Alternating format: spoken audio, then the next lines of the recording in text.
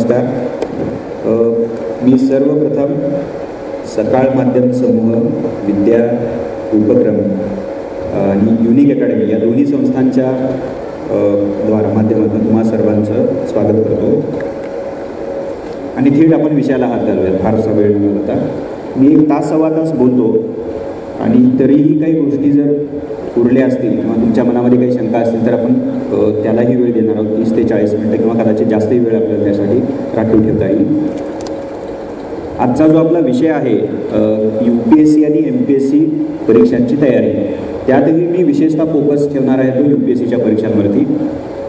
त्यामुळे सुरुवातीलाच आपण या दोन्ही परीक्षा उत्तीर्ण झाल्यानंतर किंवा क्वालिफाय झाल्यानंतर प्रशासकीय अधिकारी म्हणून रुजू होतो, तर ती प्रशासकीय सेवा काय आहे इथंपासून सुरुवात करूया.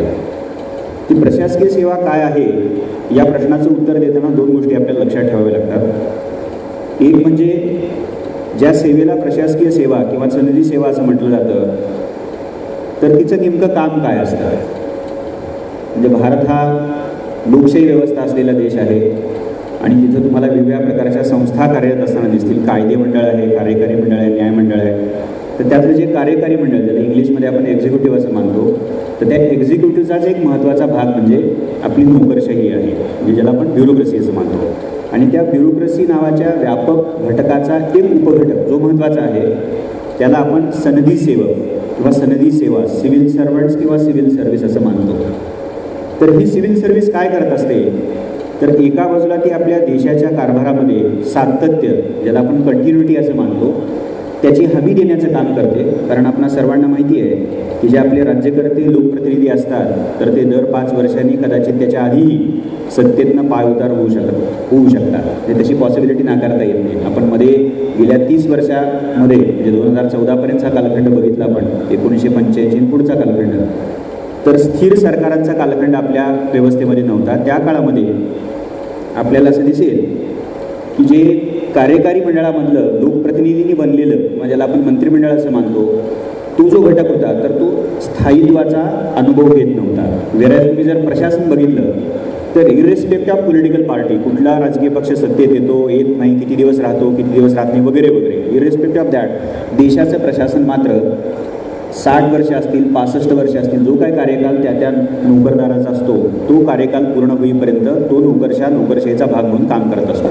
सो जो पहिला मुद्दा मी अधोरेखित करण्याचा प्रयत्न करतोय तो हाच आहे की प्रशासन आपल्या देशाच्या कारभारामध्ये सातत्याची हमी देण्याचं महत्त्वाचं काम करत असतं. म्हणूनच मला असं वाटतं की आपल्या राज्यघटनेनं या प्रशासकांच्या निवडीसाठी आपल्या घटनेमध्येच तरतूद केलेली आहे आणि केंद्र पातळीवरती युनियन पब्लिक सर्व्हिस कमिशन आणि साधारणतः प्रत्येक राज्याच्या पातळीवरती स्टेट पब्लिक सर्व्हिस कमिशन म्हणजे SPSC असं मानतो. महाराष्ट्राच्या बाबतीत बघितलं तर आपल्याला MPSC, Maharashtra public service commission. So या प्रशासकांची ही भूमिका लक्षात घेऊन आपल्या घटनाकर्त्यांनीच घटनेमध्ये त्यांच्या निवडीसाठी एका घटनात्मक आयोगाची तरतूद केली आणि त्या आयोगाला एक महत्त्वाची जबाबदारी सोपवली. ती जबाबदारी म्हणजे या सनदी सेवकांची निवड करण्यासाठी दरवर्षी एका स्पर्धात्मक परीक्षेचं आयोजन करणं आणि त्याच परीक्षेला अनुक्रमे UPSCची परीक्षा आणि MPSCद्वारा घेतली जाते म्हणून ती MPSCची परीक्षा असं मानलं जातं. हा एक भाग आहे. दुसरा जो महत्त्वाचा भाग आहे या प्रशासकांच्या भूमिकेविषयीचा, कार्याविषयीचा, तर तो कुठला आहे, त्यातही तुम्हाला आणखी 2 उपमुद्दे लक्षात घ्यावे लागतात आणि मी हा मुद्दा जाणीवपूर्वकच सुरुवातीला एक्सप्लेन करतोय आणि ते लक्षात येईल मी का तसं करतोय ते. त्यातल्या कुठल्या 2 बाबी आहेत, त्यातला एक भाग आहे की जो सर्वांना माहिती आहे की एखाद्या IAS ऑफिसरची, IPS ऑफिसरची किंवा डेप्युटी कलेक्टर, DYSP MPSCद्वारा जे सिलेक्ट होत आहेत, तर या अधिकाऱ्यांचं काम काय असतं, ते काय काम करतात, त्यांची भूमिका काय असते. तर त्याचं एक उत्तर आपल्या सगळ्यांना माहिती आहे. ते काय करतात, तर शासनाने केलेल्या कायद्याची आणि धोरणांची ती अंमलबजावणी करत असतात. म्हणजे execution of laws and policies हे आम्हा सर्वांना माहिती असलेलं काम आहे आणि हे महत्त्वाचं काम आहे. कारण कायदे बनवले आणि चांगली धोरणं निर्माण केली म्हणजे त्याचा रिझल्ट म्हणजे त्याच्यातनं निर्माण होणारा परिणाम हा जसा आपल्याला अपेक्षित असतो तसाच होईल याची काही शाश्वती देता येत नाही.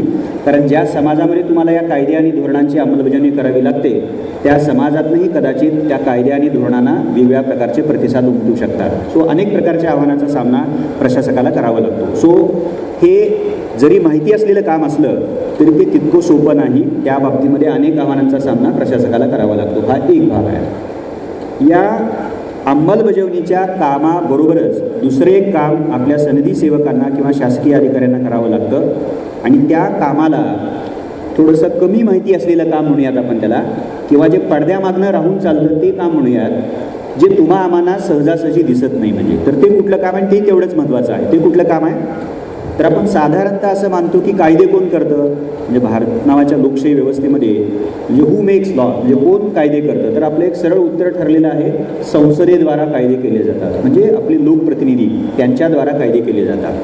धोरण कोण ठरवतं असा जर प्रश्न विचारला तर त्याचंही उत्तर आपलं ठरलेलं आहे की आपलं जे एक्झिक्युटिव्ह आहे, पॉलिटिकल एक्झिक्युटिव्ह, राजकीय कार्यकारी मंडळ किंवा त्याला मंत्रिमंडळ असं म्हणा, तर ते धोरणं ठरवण्याचं बनवण्याचं काम ते करतात. So law making by parliament आणि पार्लमेंटेरियन्स आणि policy making by the political executive असं एक आपलं ठरलेलं उत्तर आहे. पण मला इथं अधोरेखित करावं असं वाटतं की आपली जी नोकरशाही आहे, जिला अदरवाईज अंमलबजावणी करण्याचं काम करणारी रचना म्हणून आपण ओळखतो, तर ती नोकरशाही देखील कायदे आणि धोरणांच्या निर्मितीमध्ये, त्याला अंडरलाईन करा, निर्मिती म्हणजे making of laws and policy, या प्रक्रियेमध्ये महत्त्वाचा वाटा उचलत असते.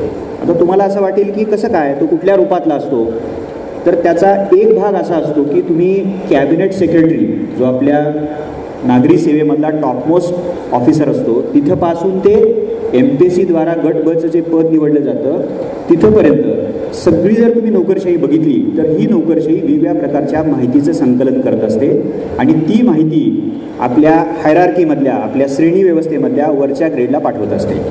सो सगळ्यात ग्रासरूटपासून त्याच्या वरच्या लेवलवरती, त्यानंतर वरती, त्यानंतर वरती, राज्याची लेवल, मग त्याच्यानंतर अनेक राज्य, असं करत करत करत तुमच्या दिल्लीपर्यंत सगळी माहिती वेगवेगळ्या विभागाच्या संदर्भातली ती जात असते.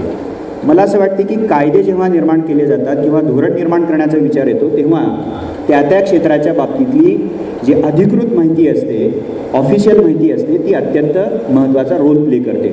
आणि या माहितीच्या संकलनाचं काम आणि ते त्या हायरार्कीमध्ये वरती पाठवण्याचं काम जर कोण करत असेल तर ती आपल्या देशाची ग्रासरूटपासून ते अगदी कॅबिनेट सेक्रेटरीपर्यंतची जी काही लेवल असते तर त्यांच्यामार्फत ती केली जाते. सो सोप्या भाषेमध्ये असं पण म्हणूयात की कायदे निर्मितीसाठी आणि धोरण निर्मितीसाठी जी माहितीची गरज असते तर ती माहितीची गरज संकलन असेल आणि पाठवणं असेल, सेंड करणं असेल, हे काम आपल्या नोकरशाहीद्वारा पार पाडलं जातं. आणि दुसरा जो त्यातला एक मुद्दा आहे तो कुठला आहे की जो आपल्याला हे लक्षात आणून देतो की या अर्थानं देखील आपली नोकरशाही कायदे आणि धोरणांच्या निर्मितीमध्ये महत्त्वाचा रोल प्ले करत असते. ती कुठली बाब आहे, दुसरी बाब ज्याला मी म्हटलेलं आहे तर ती म्हणजे सल्ला देणं. ते तुम्हाला माहिती असेल, म्हणजे ब्युरोक्रॅट जेव्हा त्या हायरार्कीमध्ये वरती चढायला लागतात, म्हणजे सिनियरिटी ज्याला आपण असं मानतो, वरिष्ठ नोकरशाही ज्याला असं आपण मानतो, वरिष्ठ नोकरशाह असं मानतो, तर ते तुमच्या लोकप्रतिनिधीच्या अत्यंत नजीक राहून काम करत असतात. They are very close to the ministers. म्हणजे आणि मग मिनिस्टर जे काही निर्णय घेतात, मग तो पॉलिसी मेकिंगच्या संदर्भातला असेल किंवा कायदे निर्मितीच्या बाबतीतला असेल, तर ते आपल्या नोकरशाहकडून, आपापल्या विभागातल्या मंत्रालयातल्या नोकरशाहकडून वेगवेगळ्या प्रकारचा सल्ला घेत असतात. म्हणजे अमुक धोरण बनवायचं असेल तर कुठला ऑप्शन चांगला आहे, अमुक कायदा केला तर त्याचे परिणाम काय होतील, तुम्हाला काय त्याच्याबद्दल वाटतं. सो असं सल्ला देण्याच्या माध्यमातून देखील आपली नोकरशाही कायदे निर्मिती आणि धोरण निर्मिती या महत्त्वाच्या बाबीमध्ये, ज्याला सिंहाचा वाटा म्हणून आपण, ती बजावत असते. सो थोडक्यात मी या पहिल्या मुद्द्याचा समारोप करतो की नोकरशाहीचं काय काम आहे. तर एक शब्दप्रयोग आहे, त्याचं उत्तर म्हणजे कायदे आणि धोरणांची अंमलबजावणी करणं, आणि दुसरं त्याचं उत्तर आहे एवढंच नाही तर कायदे आणि धोरणांच्या निर्मितीमध्ये देखील महत्त्वाचा वाटा उचल. आणि मला असं वाटतं की आपल्या घटनाकर्त्यांनी या दोन्ही रूपातलं आपल्या नोकरशाहीचं महत्त्व ओळखलं आणि म्हणूनच आपल्या घटनेमध्ये घटनात्मक आयोगाची स्थापना केली, जेणेकरून हे आयोग ज्या कॉन्स्टिट्युशनल बॉडीज म्हणून ओळखल्या जातात, निपक्षपातीपणे कुठल्याही दबावाला बळी न पडता या शासकीय अधिकाऱ्यांच्या निवडीचं काम करते. हा पहिला भाग. दुसरा जो आता आपल्या मुख्य विषयाकडे जाणार आहे, ह्या ज्या UPSC आणि MPSCच्या परीक्षा आहेत तर त्यांना स्पर्धा परीक्षा असं म्हटलं जातं. तर त्या कोणत्या अर्थाने स्पर्धा परीक्षा आहेत आणि या परीक्षेचा विचार इतक्या अर्लियर का आपण करायला पाहिजे, इतक्या लवकर त्याचा विचार का करायला पाहिजे. तुमच्यापैकी बहुतांश विद्यार्थी आणि पालक 10वी 12वी नंतर या परीक्षांच्या तयारीचा विचार करता येईल का, हा प्रश्न मनामध्ये घेऊन आलेले आहे. सो असं काय या परीक्षांचं वेगळेपण आहे कॉम्पिटेटिव्ह एक्झामिनेशन म्हणून, की ज्याच्यामुळं आपल्याला सुरुवातीपासूनच आणि आधीच, म्हणजे ज्याला असं आपण म्हणूयात की अंडर ग्रॅज्युएट लेवलवरती त्याचा विचार करणं गरजेचं वाटतं.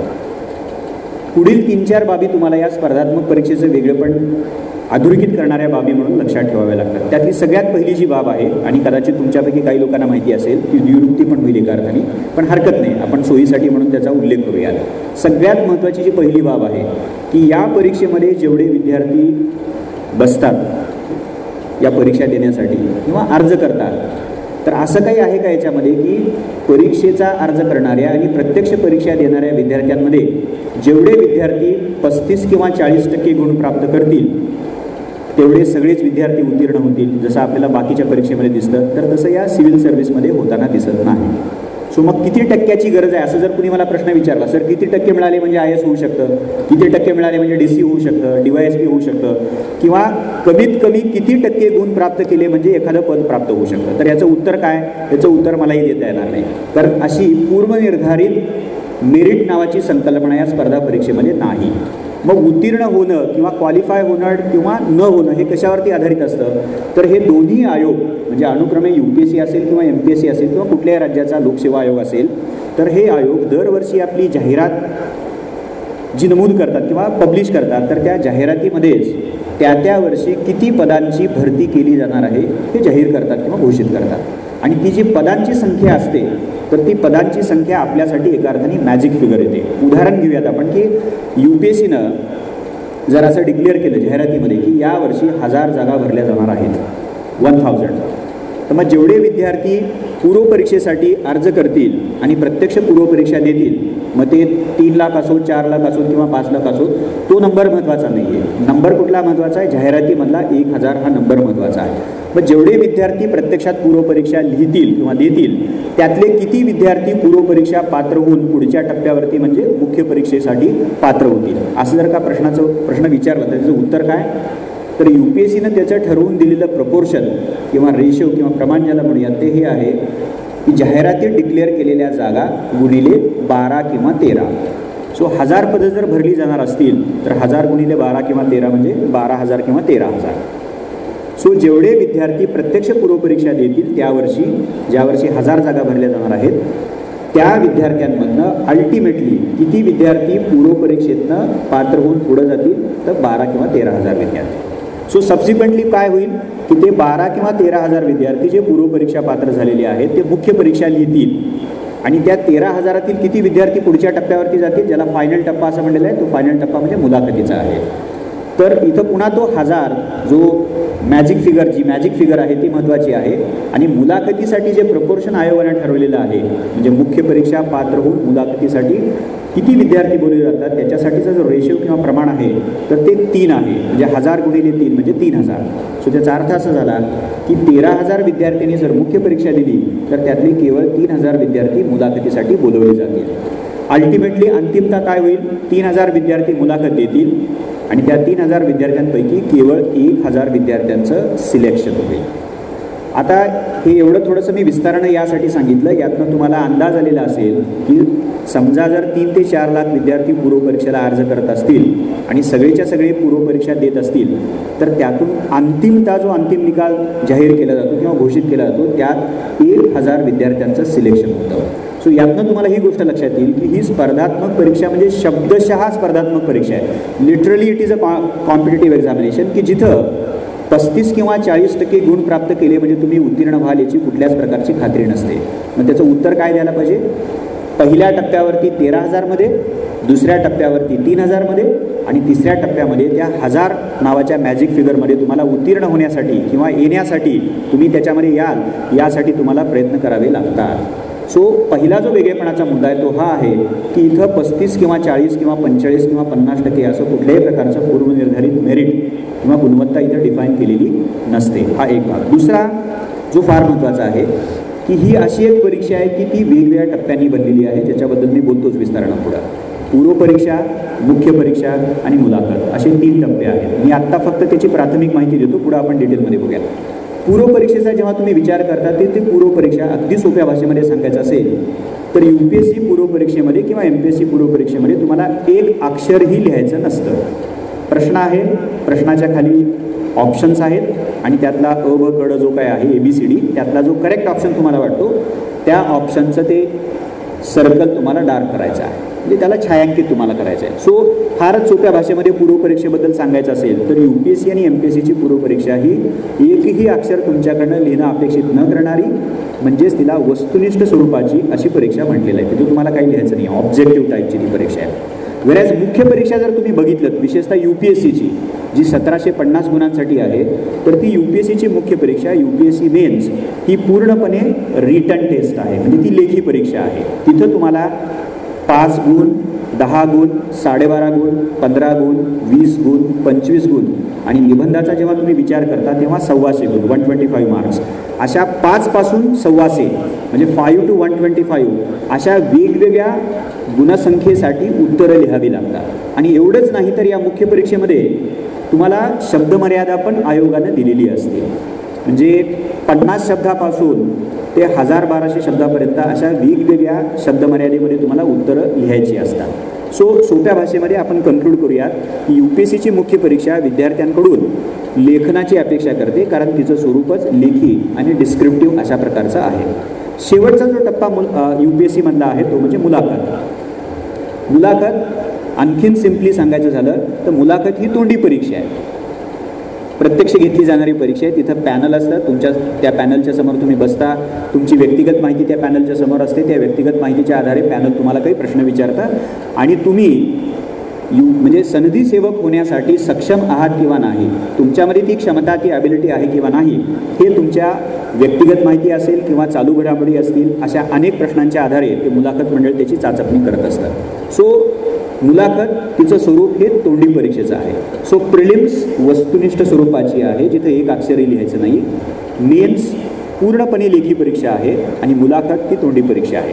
मला असं वाटतं की असे केवळ 3 वेगवेगळेच टप्पे नाही तर वेगवेगळं स्वरूप असणारे जे टप्पे आहेत त्याच्यामध्ये विषय वगैरे काय आपण नंतर बघूयात, अशी दुसरी तुम्हाला परीक्षा दिसणार नाही किंवा सापडणार नाही. म्हणून मग मी याला UPSCचं किंवा MPSCचं स्पर्धात्मक परीक्षा म्हणून असणारं दुसरं वेगळेपण म्हणून मला अधोरेखित करावं असं वाटतं. 3 वेगवेगळ्या टप्प्यांनी, 3 वेगवेगळं स्वरूप असणाऱ्या 3 फेजेसनी बनलेली ही परीक्षा ही तिचं दुसरं वेगळेपण. तिसरं जे आहे तेही तेवढंच महत्त्वाचं आहे, जे खरं तर मी दुसऱ्या मुद्द्यातून थोडंसं बाजूला काढणार आहे. मुलाखत म्हणजे मला असं वाटते की तुम्ही इंजिनिअरिंगचा विचार करा, मेडिकलचा विचार करा आणि बाकीचे BA आणि ह्या ज्या शाखा आहेत वेगळ्या, कला शाखा असेल, वाणिज्य शाखा असेल किंवा विज्ञान शाखा असेल, कुठल्याही इतर परीक्षांचा जेव्हा तुम्ही विचार करता तर तिथं तुम्हाला सहजासहजी मुलाखतीची फेस करावी लागत नाही. म्हणजे मला असं वाटतं की MBAसाठी ग्रुप डिस्कशन असतात, त्याच्याशिवाय तुम्हाला इतर कुठल्याही परीक्षेमध्ये पोस्ट ग्रॅज्युएशन किंवा पुढच्या याच्यामध्ये मुलाखतीचा टप्पा आपल्याला फेस करावा लागत नाही किंवा त्याचा सामना करावा लागत नाही. पण UPSC MPSCचं स्वरूप असं आहे की मुलाखत नावाचा टप्पा अत्यंत महत्त्वाचा आहे, निर्णायकही तो ठरू शकतो. तुम्हाला रिटर्नमध्ये म्हणजे मुख्य परीक्षेमध्ये काठावरती मार्क आहेत, ते काठावर म्हणजे काय मी बोलतो त्याच्याबद्दल, आणि मुलाखतीमध्ये तुम्हाला चांगले गुण आहेत. याच्या उलटं असंही होऊ शकतं की रिटर्न टेस्टमध्ये म्हणजे मुख्य परीक्षेमध्ये तुम्हाला एकदम एक्सलंट मार्क आहेत, पण मुलाखतीमध्ये तुम्हाला दुर्दैवाने कमी मार्क मिळालेले आहेत, असं होऊ शकतं. असं झालं तर काय होईल की मुख्य परीक्षेमध्ये उत्तम गुण प्राप्त करून देखील तुम्हाला अपेक्षित पद त्या वर्षी प्राप्त होणार नाही, कारण तुम्हाला मुलाखतीमध्ये कमी मार्क मिळालेले आहे. सो अशा रीतीनं आम्ही बोलीभाषेमध्ये खूप सोपं करून जेव्हा आमच्या विद्यार्थ्याला सांगतो मुलाखतीचं महत्त्व, तर ते असं सांगतो आम्ही की मुलाखत ही तुम्हाला होत्याचं नव्हतं करते किंवा नव्हत्याचं होतं करू शकते, इतकं महत्त्व त्या मुलाखतीच्या टप्प्याला आहे. सो मुलाखत नावाचा टप्पा या स्पर्धा परीक्षेचं स्पर्धात्मक परीक्षा म्हणून असणारं तिसरं वेगळेपण आपल्या लक्षात आणून देतो. चौथं जे आहे जे फार महत्त्वाचं आहे, म्हणजे मी क्रमाक्रमानं वेगळेपणाचे मुद्दे जे महत्त्वाचे जास्त आहेत त्यांना थोडंसं खालच्या क्रमानं ठेवलेले आहेत, पण ते जास्त महत्त्वाचे आहेत. चौथा जो वेगळेपणाचा मुद्दा आहे तो काय आहे, तुम्हा सर्वांना वेगळ्या पद्धतीनं तो माहिती आहे की या स्पर्धात्मक परीक्षांमध्ये पूर्व असू द्या, मुख्य असू द्या किंवा मुलाखत असू द्या, चांगले गुण प्राप्त करण्यासाठी जे अपेक्षित आपल्याला पद प्राप्त करायचं आहे त्याच्यासाठी तुम्हाला चांगले गुण प्राप्त करायचे, उत्तमातले उत्तम सर्वोत्तम गुण प्राप्त करायचे आहेत, तर ते जर करायचे असतील तर तुम्हाला चालू घडामोडीचा किंवा त्याला समकालीन घडामोडीचा अत्यंत इफेक्टिव्ह अभ्यास, प्रभावी अभ्यास तुम्हाला करावा लागतो. आणि मी बोलतो त्याच्याबद्दल म्हणजे तुम्हाला हे वेगळेपणानं कसं माहिती आहे की या परीक्षांचा अभ्यास करण्यासाठी किमान 2 वर्तमानपत्र 2 तास 3 तास दररोज वाचावी लागतात. या परीक्षांच्या तयारीसाठी काही मासिकं वाचावी लागतात. या परीक्षांच्या तयारीसाठी काही दरवर्षी प्रकाशित होणारी इंडिया इयरबुक किंवा ज्याचा उल्लेख आत्ता मगाशी ओळख करून देत असताना केला गेला महाराष्ट्र वार्षिक किंवा भारत वार्षिकी, अशा इयरबुकचाही आपल्याला अभ्यास करावा लागतो. सो येस, ते बरोबरच आहे. वर्तमानपत्र, नियतकालिकं, मॅगझिनसारखी, मंथलीसारखी आणि इयरबुक. त्यानंतर न्यूज चॅनलचा वापर, त्यातले टॉक शोज आणि महत्त्वाचं म्हणजे इंटरनेट. हे जे सगळे सोर्सेस आहेत, हे सगळे सोर्सेस का वाचावे लागतात, का पाहावे लागतात, त्याच्याकडे का बघावं लागतं या स्पर्धा परीक्षेचा विचार करताना, अभ्यास करताना? कारण हे सगळेच्या सगळे sources from newspaper to internet हे काय करतात, दररोज घडणाऱ्या चालू घडामोडीवरती वेगवेगळ्या प्रकारचं भाष्य करतात. त्याच्याबद्दल एका बाजूला आयदर टेक्निकल माहिती ते आपल्याला देतात किंवा त्याचबरोबरीनं वेगवेगळ्या प्रकारचं संशोधन त्या बाबतीमध्ये काही झालं आहे का, कुठल्या ऑथरचं त्याच्याविषयकचं म्हणणं काय आहे, ते संशोधनाच्या आधारे ते आपल्याला आपल्यासमोर मांडत असताना दिसतात. म्हणजे ज्याच्यातनं आपल्याला त्या संबंधित चालू घडामोडीची तांत्रिक माहिती तर मिळतेच आपल्याला, टेक्निकल इन्फॉर्मेशन ज्याला म्हणूयात आपण. म्हणजे पण त्याच्या व्यतिरिक्त त्याचं जे ॲनालिसिस असं मानतो आपण की संबंधित घटना कशी काय घडली, तिची कारणमीमांसा काय, कोणत्या प्रकारची कारणं आहेत, कारणं केवळ ऐतिहासिक आहेत की काही आर्थिक कारणं आहेत की काही राजकीय कारणं आहेत, अशा वेगवेगळ्या प्रकारच्या आयामाचा विचार आपल्याला एखाद्या चालू घडामोडीचा अभ्यास करताना करावा लागतो. सो या स्पर्धात्मक परीक्षेचं चौथं महत्त्वाचं वेगळेपण जर काय असेल तर तुम्हाला करावा लागणारा चालू घडामोडीचा पद्धतशीर, सखोल आणि समावेशक अशा प्रकारचा अभ्यास, करंट इव्हेंट ज्याला असं आपण म्हणूयात. म्हणजे आणि शेवटचं वेगळेपण या परीक्षेचं, आणि हे शेवटचं वेगळेपण तुम्ही जितक्या व्यवस्थितरित्या लक्षात घ्याल तितक्या व्यवस्थितरित्या तुमची तयारी योग्य दिशेनं चाललेली आहे असं म्हणू शकतो. किंवा तुम्ही या परीक्षेला सर्वसमावेशकपणे लक्षात घेतलेलं आहे असा त्याचा आपण अर्थ काढू शकतो. तर ती पाचवी वेगळेपणाची गोष्ट कुठली आहे हे जरा वेगळ्या पद्धतीनं तुम्हाला कदाचित माहिती असेल की जनरली असं म्हटलं जातं की स्पर्धा परीक्षेमध्ये जे दरवर्षी प्रश्न विचारले जातात वेगवेगळ्या टप्प्यांमध्ये, पूर्वपरीक्षा असेल किंवा मुख्य परीक्षा असेल किंवा अगदी मुलाखतीचा पण तुम्ही विचार करू शकता, तर या विविध परीक्षांमध्ये प्रश्न रिपीट होण्याचं प्रमाण किती असतं, म्हणजे पुन्हा पुन्हा विचारले जातात का प्रश्न, तेच प्रश्न किती वेळा विचारले जातात. तर तुम्हाला याचं उत्तर मी आपलं कॉन्झर्वेटिव्हली तुमच्यासमोर सांगतो, या प्रश्नाचं उत्तर 5 ते 10% पलीकडे जाणार नाही. म्हणजे याचा अर्थ काय झाला की एखाद्या प्रकरणावरती सेम प्रश्न येणाऱ्या पुढील काळातील परीक्षांमध्ये किती वेळा विचारले जाण्याची शक्यता आहे, त्याचं प्रमाण किती आहे, तर 5 ते 10% प्रश्नांच्या पलीकडे ते प्रमाण जात नाही. याचा अर्थच असा होतो की उरलेले 90% प्रश्न दरवर्षी आयोग वेगवेगळ्या पद्धतीने विचारत असतो. आणि म्हणूनच आम्ही UPSCच्या परीक्षेला किंवा सिव्हिल सर्व्हिसला अत्यंत डायनॅमिक अशा प्रकारची परीक्षा म्हणून ओळखतो. म्हणजे विषय तोच आहे, सिलेबस तोच आहे, पण त्या सिलेबसवरती दरवर्षी प्रश्न फ्रेम करत असताना आयोग, म्हणजे ज्याला फारच बोलीभाषेत सांगायचं, काहीतरी डोकं लढवतो, काहीतरी विचार करतो, चिकित्सक विचार करतो आणि त्या प्रश्नाला अशा रीतीनं फ्रेम केलं जातं की विद्यार्थ्यांना भले त्याच्यावरती 4 गोष्टी वाचलेल्या असतील, पाठ जरी केलेल्या असल्या तर त्याला परीक्षेमध्ये तो प्रश्न बघितल्यानंतर डोकं खाजवायची वेळ येते की नेमकं या प्रश्नामध्ये काय अपेक्षित आहे. सो या 5व्या वेगळेपणाकडे आपल्याला अत्यंत सिरियसली बघावं लागतं. ओके, म्हणजे ही डायनॅमिक आहे, प्रश्न वेगळ्या पद्धतीने विचारले जातात आणि या अशा प्रश्नांच्या माध्यमातून विद्यार्थ्यांकडनं काय अपेक्षा असते, आयोग कुठल्या प्रकारची अपेक्षा विद्यार्थ्यांकडनं करत असतो, तर ती अपेक्षा म्हणजे विद्यार्थ्यांनी आपली जी विचार करण्याची वृत्ती आहे किंवा क्षमता आहे तिचा पुरेपूर विकास त्यांनी करायला पाहिजे. कारण अदरवाईज काय होईल, आपण जर मेकॅनिकली अभ्यास करायला लागलो, म्हणजे 2 पुस्तकं वाचली, ती पुन्हा पुन्हा वाचली आणि आपण म्हणालो की त्याच्या आधारे जाऊन आपण परीक्षा देऊ आणि आपल्या विचारशक्तीचा फार आपण विचार केला नाही, म्हणजे विकासाचा विचार नाही केला तिच्या, तर आपल्याला अनेक प्रश्न असे दिसतील की ज्याचा आपण कधीच आपल्या प्रोसेसमध्ये विचार केला नव्हता. पहिल्यांदाच ते प्रश्न आपल्याला परीक्षेमध्ये समोर आलेले दिसतील आणि त्याचं उत्तर लिहिताना आपल्याला असं वाटायला लागेल की काय याचं उत्तर आहे, मग आपण काहीतरी लिहून येऊ, मग त्याच्यातनं अपेक्षित गुण प्राप्त होतीलच की नाही याची आपल्याला खात्री देता येत नाही. सो इथं मी दुसऱ्या मुद्द्याचा समारोप करतो जो वेगळेपणाचा मुद्दा होता. इथं पूर्वनिर्धारित मेरिट कसलंही नाही आहे. नंबर 2, 3 वेगवेगळ्या प्रकारच्या परीक्षा पूर्वपासून मुलाखतीपर्यंत या परीक्षेमध्ये आहेत. नंबर 3, मुलाखतीसारखा पूर्णपणे वेगळ्या प्रकारचा टप्पा तुम्हाला फेस करावा लागतो. नंबर 4, जे महत्त्वाचं आहे, चालू घडामोडीचा अभ्यास तुम्हाला अत्यंत सखोल करावा लागतो. आणि नंबर 5, इथं प्रश्नांचं स्वरूप हे रिपीट होणारं असत नाही, तर प्रश्न हे खूप वेगवेगळ्या पद्धतीनं तुम्हाला विचार करायला भाग पडतील अशा पद्धतीने विचारले जातात. सो या 5 गोष्टी वेगळेपणाच्या गोष्टी म्हणून आपण सुरुवातीलाच लक्षात घेतल्या पाहिजेत. हा माझा दुसरा मुख्य मुद्दा होता. तिसरा जो मुद्दा आहे, या परीक्षेचा जेव्हा आपण विचार करतो, दोन्हीपैकी कुठल्याही परीक्षेचा, UPSC असो किंवा MPSC असो, तर आपण नेमका कुठला प्रारंभिक अभ्यास हाती घेतला पाहिजे, म्हणजे सुरुवातीला काय केलं पाहिजे, म्हणजे कुठली पूर्वतयारी केली पाहिजे. तर या प्रश्नाचं उत्तर म्हणून काही महत्त्वाचे मुद्दे मी अधोरेखित करणार आहे, लक्षात ठेवायला म्हणून 1 2 3 4 5 असा फॉर्मॅट आपण करूयात. त्यातला जो पहिला महत्त्वाचा भाग आहे, या परीक्षेचा आपण जेव्हा विचार करतो म्हणजे तयारीचा किंवा ह्या क्षेत्रात आपण जायचं की नाही जायचं, तर पहिलं काम जर विद्यार्थ्यांनी काय करायचं असेल तर ते म्हणजे या परीक्षेचं स्वरूप व्यवस्थितरित्या समजून घ्या. Get to know the nature of the examination. आता ज्याची एका अर्थाने सुरुवात आपण एक 10-15 मिनिटापूर्वी केलेली आहे. मी थोड्या गोष्टी सांगितल्यात, प्रिलिम्स, मेन्स आणि इंटरव्ह्यूज. आता मी ते थोडंसं सविस्तरपणे सांगतो. जेव्हा तुम्ही UPSCचा एक स्पर्धा परीक्षा म्हणून विचार करता आणि त्यात हे स्वरूपाच्या अनुषंगाने विचार करता, तर त्यात कुठल्या कुठल्या गोष्टी तुम्हाला लक्षात ठेवाव्या लागतात. नंबर 1, यात असणारे 3 टप्पे, पूर्व, मुख्य आणि मुलाखत. आता पूर्वचं स्वरूप काय आहे? नंबर 1, ज्याचा मी उल्लेख मगाशी केलेला आहे, UPSCची पूर्व परीक्षा ही वस्तुनिष्ठ स्वरूपाची आहे. आता मी त्याच्यामध्ये काही ॲडिशन्स करतो, थोडं सविस्तर सांगतो. नंबर 2, ती बहुपर्यायी प्रश्नांवरती आधारित आहे, based on multiple choice questions. Number 3, तिला नकारात्मक गुण पद्धती आहे, it has got negative marking system. आणि number 4, it is basically a qualifying test. म्हणजे पूर्व परीक्षा ही एक पात्रता परीक्षा आहे. 4 गोष्टी मी सांगितलेल्या आहेत. हे 4 वर्ड्स कायमस्वरूपी पूर्व परीक्षेच्या स्वरूपाबद्दल तुम्ही लक्षात ठेवले पाहिजेत. कुठले आहेत मी रिपीट करतो. It is an objective test, वस्तुनिष्ठ परीक्षा आहे, based on multiple choice questions, बहुपर्यायी प्रश्नांनी बनलेली आहे. तिसरं, it has got negative marking system, नकारात्मक गुण पद्धती. आणि चौथं, it is basically a qualifying test, ही एक पात्रता परीक्षा आहे. आता ह्या 4 गोष्टी जर आपल्याला आणखीन चांगल्या कळायच्या असतील तर आपल्याला हाही प्रश्न विचारला पाहिजे की या पूर्व परीक्षेमध्ये विषय कुठले असतात.